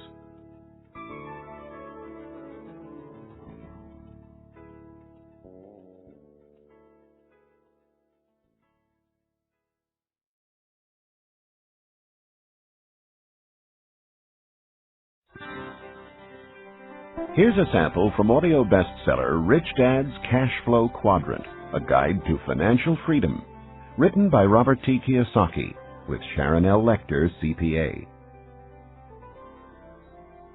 When people ask why Kim and I were homeless back in 1985, I tell them it was because of what my rich dad taught me about money. For me, money is important, yet I did not want to spend my life working for it. That is why I did not want a job. If we were going to be responsible citizens, Kim and I wanted to have our money work for us rather than spend our lives physically working for money. That is why the cash flow quadrant is so important. It distinguishes between the different ways in which money is generated. There are ways of being responsible and creating money other than physically working for it. But in order to embrace wealth, it is essential to understand your relation to it. My highly educated dad had a strong belief that the love of money was evil, that to profit excessively meant you were greedy. He often said, "I'll never be rich," or "investing is risky," or "money isn't everything." My rich dad had a different point of view. He thought it foolish to spend your life working for money and pretend that money was not important. Rich Dad believed that life was more important than money, but money was important for supporting life. He often said, "You only have so many hours a day, and you can only work so hard. So why work hard for money? Learn to have money, and people work hard for you, and you can be free to do the things that are important." To my rich dad, what was important was to have lots of time to raise his kids, to have money to donate to charities and projects he supported, to bring jobs and financial stability to the community, to have time and money to take care of his health, and to be able to travel the world with his family. "Those things take money," said Rich Dad. "That is why money is important to me. Money is important, but I don't want to spend my life working for it." It was my rich dad who often referred to the cash flow quadrant when I was a young boy. He would explain to me the difference between someone who was successful on the left side versus the right side. Having two dynamic and successful father figures around me gave meaning to what each was saying. But it was what they were doing that allowed me to begin to notice the differences between the ES side of the quadrant and the BI side. One painful lesson I experienced as a young boy was simply how much time one dad had available to spend with me versus the other. As the success and prominence of both dads grew, it was obvious that one dad had less and less time to spend with his wife and 4 children. My real dad was always on the road, at meetings, or dashing off to the airport for more meetings. The more successful he got, the fewer dinners we had together as a family. Weekends he spent at home in his crowded little office buried under paperwork. My rich dad, on the other hand, had more and more free time as his success grew. One of the reasons I learned so much about money, finance, business, and life was simply because my rich dad had more and more free time for his children and me. Rich Dad's Cash Flow Quadrant is also available in paperback from Warner Business Books. Here's a sample from audio bestseller Rich Dad's Guide to Investing: What the Rich Invest in that the Poor and Middle Class Do Not, written by Robert T. Kiyosaki with Sharon L. Lecter, CPA. Investor lesson number 1, the choice. When it comes to money and investing, people have 3 fundamental reasons or choices for investing, Rich Dad said. They are to be secure, to be comfortable, or to be rich. Rich Dad went on to say, all 3 choices are important. The difference in one's life occurs when the choices are prioritized. He explained that most people make their money and investment choices in that exact order. In other words, their first choice when it comes to money decisions is security. Second is comfort, and third is to be rich. That is why most people make job security their highest priority. After they have a secure job or profession, then they focus on comfort. The last choice for most people is to be rich. Rich Dad said, "Most people dream of becoming rich, but it is not their first choice." He went on to say, "Only 3 out of 100 people in America are rich because of this priority of choices." For most people, if becoming rich disturbs their comfort or makes them feel insecure, they will forsake becoming rich. That is why so many people want that one hot investment tip. People who make security and comfort their first and second choices look for ways to get rich quick that are easy, risk-free, and comfortable. A few people do get rich on one lucky investment, but all too often they lose it all again. I often hear people say, "I'd rather be happy than rich." That comment has always sounded very strange to me, since I have been both rich and poor, and in both financial positions I have been both happy and unhappy. I wonder why people think they have to choose between happiness and being rich. When I reflect upon this lesson, it occurs to me that what people are really saying is that I'd rather feel secure and comfortable than be rich. That is because if they felt insecure or uncomfortable, they were not happy. For me, I was willing to feel insecure and uncomfortable in order to be rich. I have been rich and poor as well as happy and unhappy. But I assure you that when I was poor and unhappy, I was much unhappier than when I was rich and unhappy. I have also never understood the statement, "Money does not make you happy." While there is some truth in it, I have always noticed that when I have money, I feel pretty good. The other day I found a $10 bill in my jeans pocket.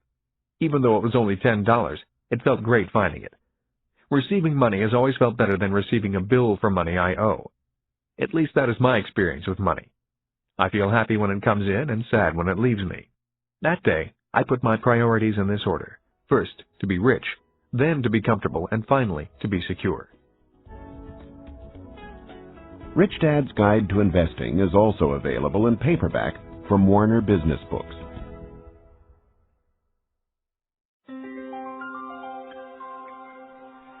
Here's a sample from Rich Dad's Rich Kid, Smart Kid, giving your children a financial head start. The latest book from the New York Times best-selling authors Robert T. Kiyosaki and Sharon L. Lecter, CPA. When I was a little boy, my rich dad often said, "Money is an idea." He would go on to say, "Money can be anything you want it to be. If you say, 'I'll never be rich,' then the chances are you'll never be rich. If you say, 'I can't afford it,' then chances are you can't." My smart dad said much the same about education. Is it possible that every child is born with the potential to be rich and smart? This program is about fostering and preserving that possibility. Both my dads were great teachers. Both men were smart men. But they were not smart in the same subjects, and they did not teach the same things. Yet as different as they were, both dads believed the same things about all kids. Both dads believed all kids are born smart and all kids are born rich. They both believed a child learns to be poor and learns to believe that he or she is less smart than other kids. Both dads were great teachers because they believed in bringing out the genius that each child is born with. In other words, they did not believe in putting knowledge in. They believed in bringing the child's genius out. Both my dads were great teachers because they rarely tried to cram their ideas into my head. They often said very little, waiting instead for me to ask when I wanted to know something. Or they asked me questions, seeking to find out what I knew, rather than simply telling me what they knew. And not to forget the moms. My mom was a great teacher and role model also. She was my teacher for unconditional love, kindness, and the importance of caring for other people. I once heard that boys marry women just like their moms, and I would say that is true for me. My wife Kim is also an extremely kind and loving person. I did not know my best friend Mike's mom very well. Yet the times I was over at their home, Mike's mother was also very kind and attentive to what we were doing. Although a very private person, she was always interested in what Mike and I were learning at school and in the business. I could tell she was a great life partner for Mike's dad. Although I did not know her very well, I learned from her the importance of listening to others, letting others talk, and being respectful of the ideas of others, even if they clash with your ideas. She was a great communicator in a very quiet way. Lessons from my mom and dad. The number of single-parent families I see today concerns me. Having both a mom and a dad as teachers was important in my development. My dad would often say, "True intelligence is knowing what is appropriate rather than what is simply right or wrong." As a 6-year-old boy, I learned from my mom that I needed to be kind and gentle. But when I found myself constantly confronted by bullies at school, I also learned that I could at times be too kind and gentle. I hated being called fatty and Dumbo. Consequently, after talking with my dad, I learned to be strong and to stand up for myself. But there had to be balance. My father told me that many people live in a black and white world or a right and wrong world. Many say, don't push back, and some say, push back. The key to being successful in life is, if you must push back, you need to know exactly how hard to push. When I got pushed or put down, I learned exactly how hard to push back. Knowing exactly how hard to push requires much more intelligence than simply saying, don't push back, or push back. My dad would often say, true intelligence is knowing what is appropriate rather than what is right or wrong. I think today we need to be more intelligent with our strengths and our weaknesses. It used to be when I was a kid and I got angry with another guy at school. We would begin to wrestle, get tired, and then the fight would be over. The worst that happened was an occasional torn shirt or bloody nose. Today, kids get angry, start thinking in the less intelligent right and wrong mode, break out their guns and shoot each other. We may be in the information age, and kids may be more worldly than their parents, but we can all learn to be more intelligent with our information and our emotions. We need to learn from both our mothers and fathers. Because of so much more information, we need to be that much more intelligent. Rich Dad's Rich Kid, Smart Kid is also available in paperback from Warner Business Books.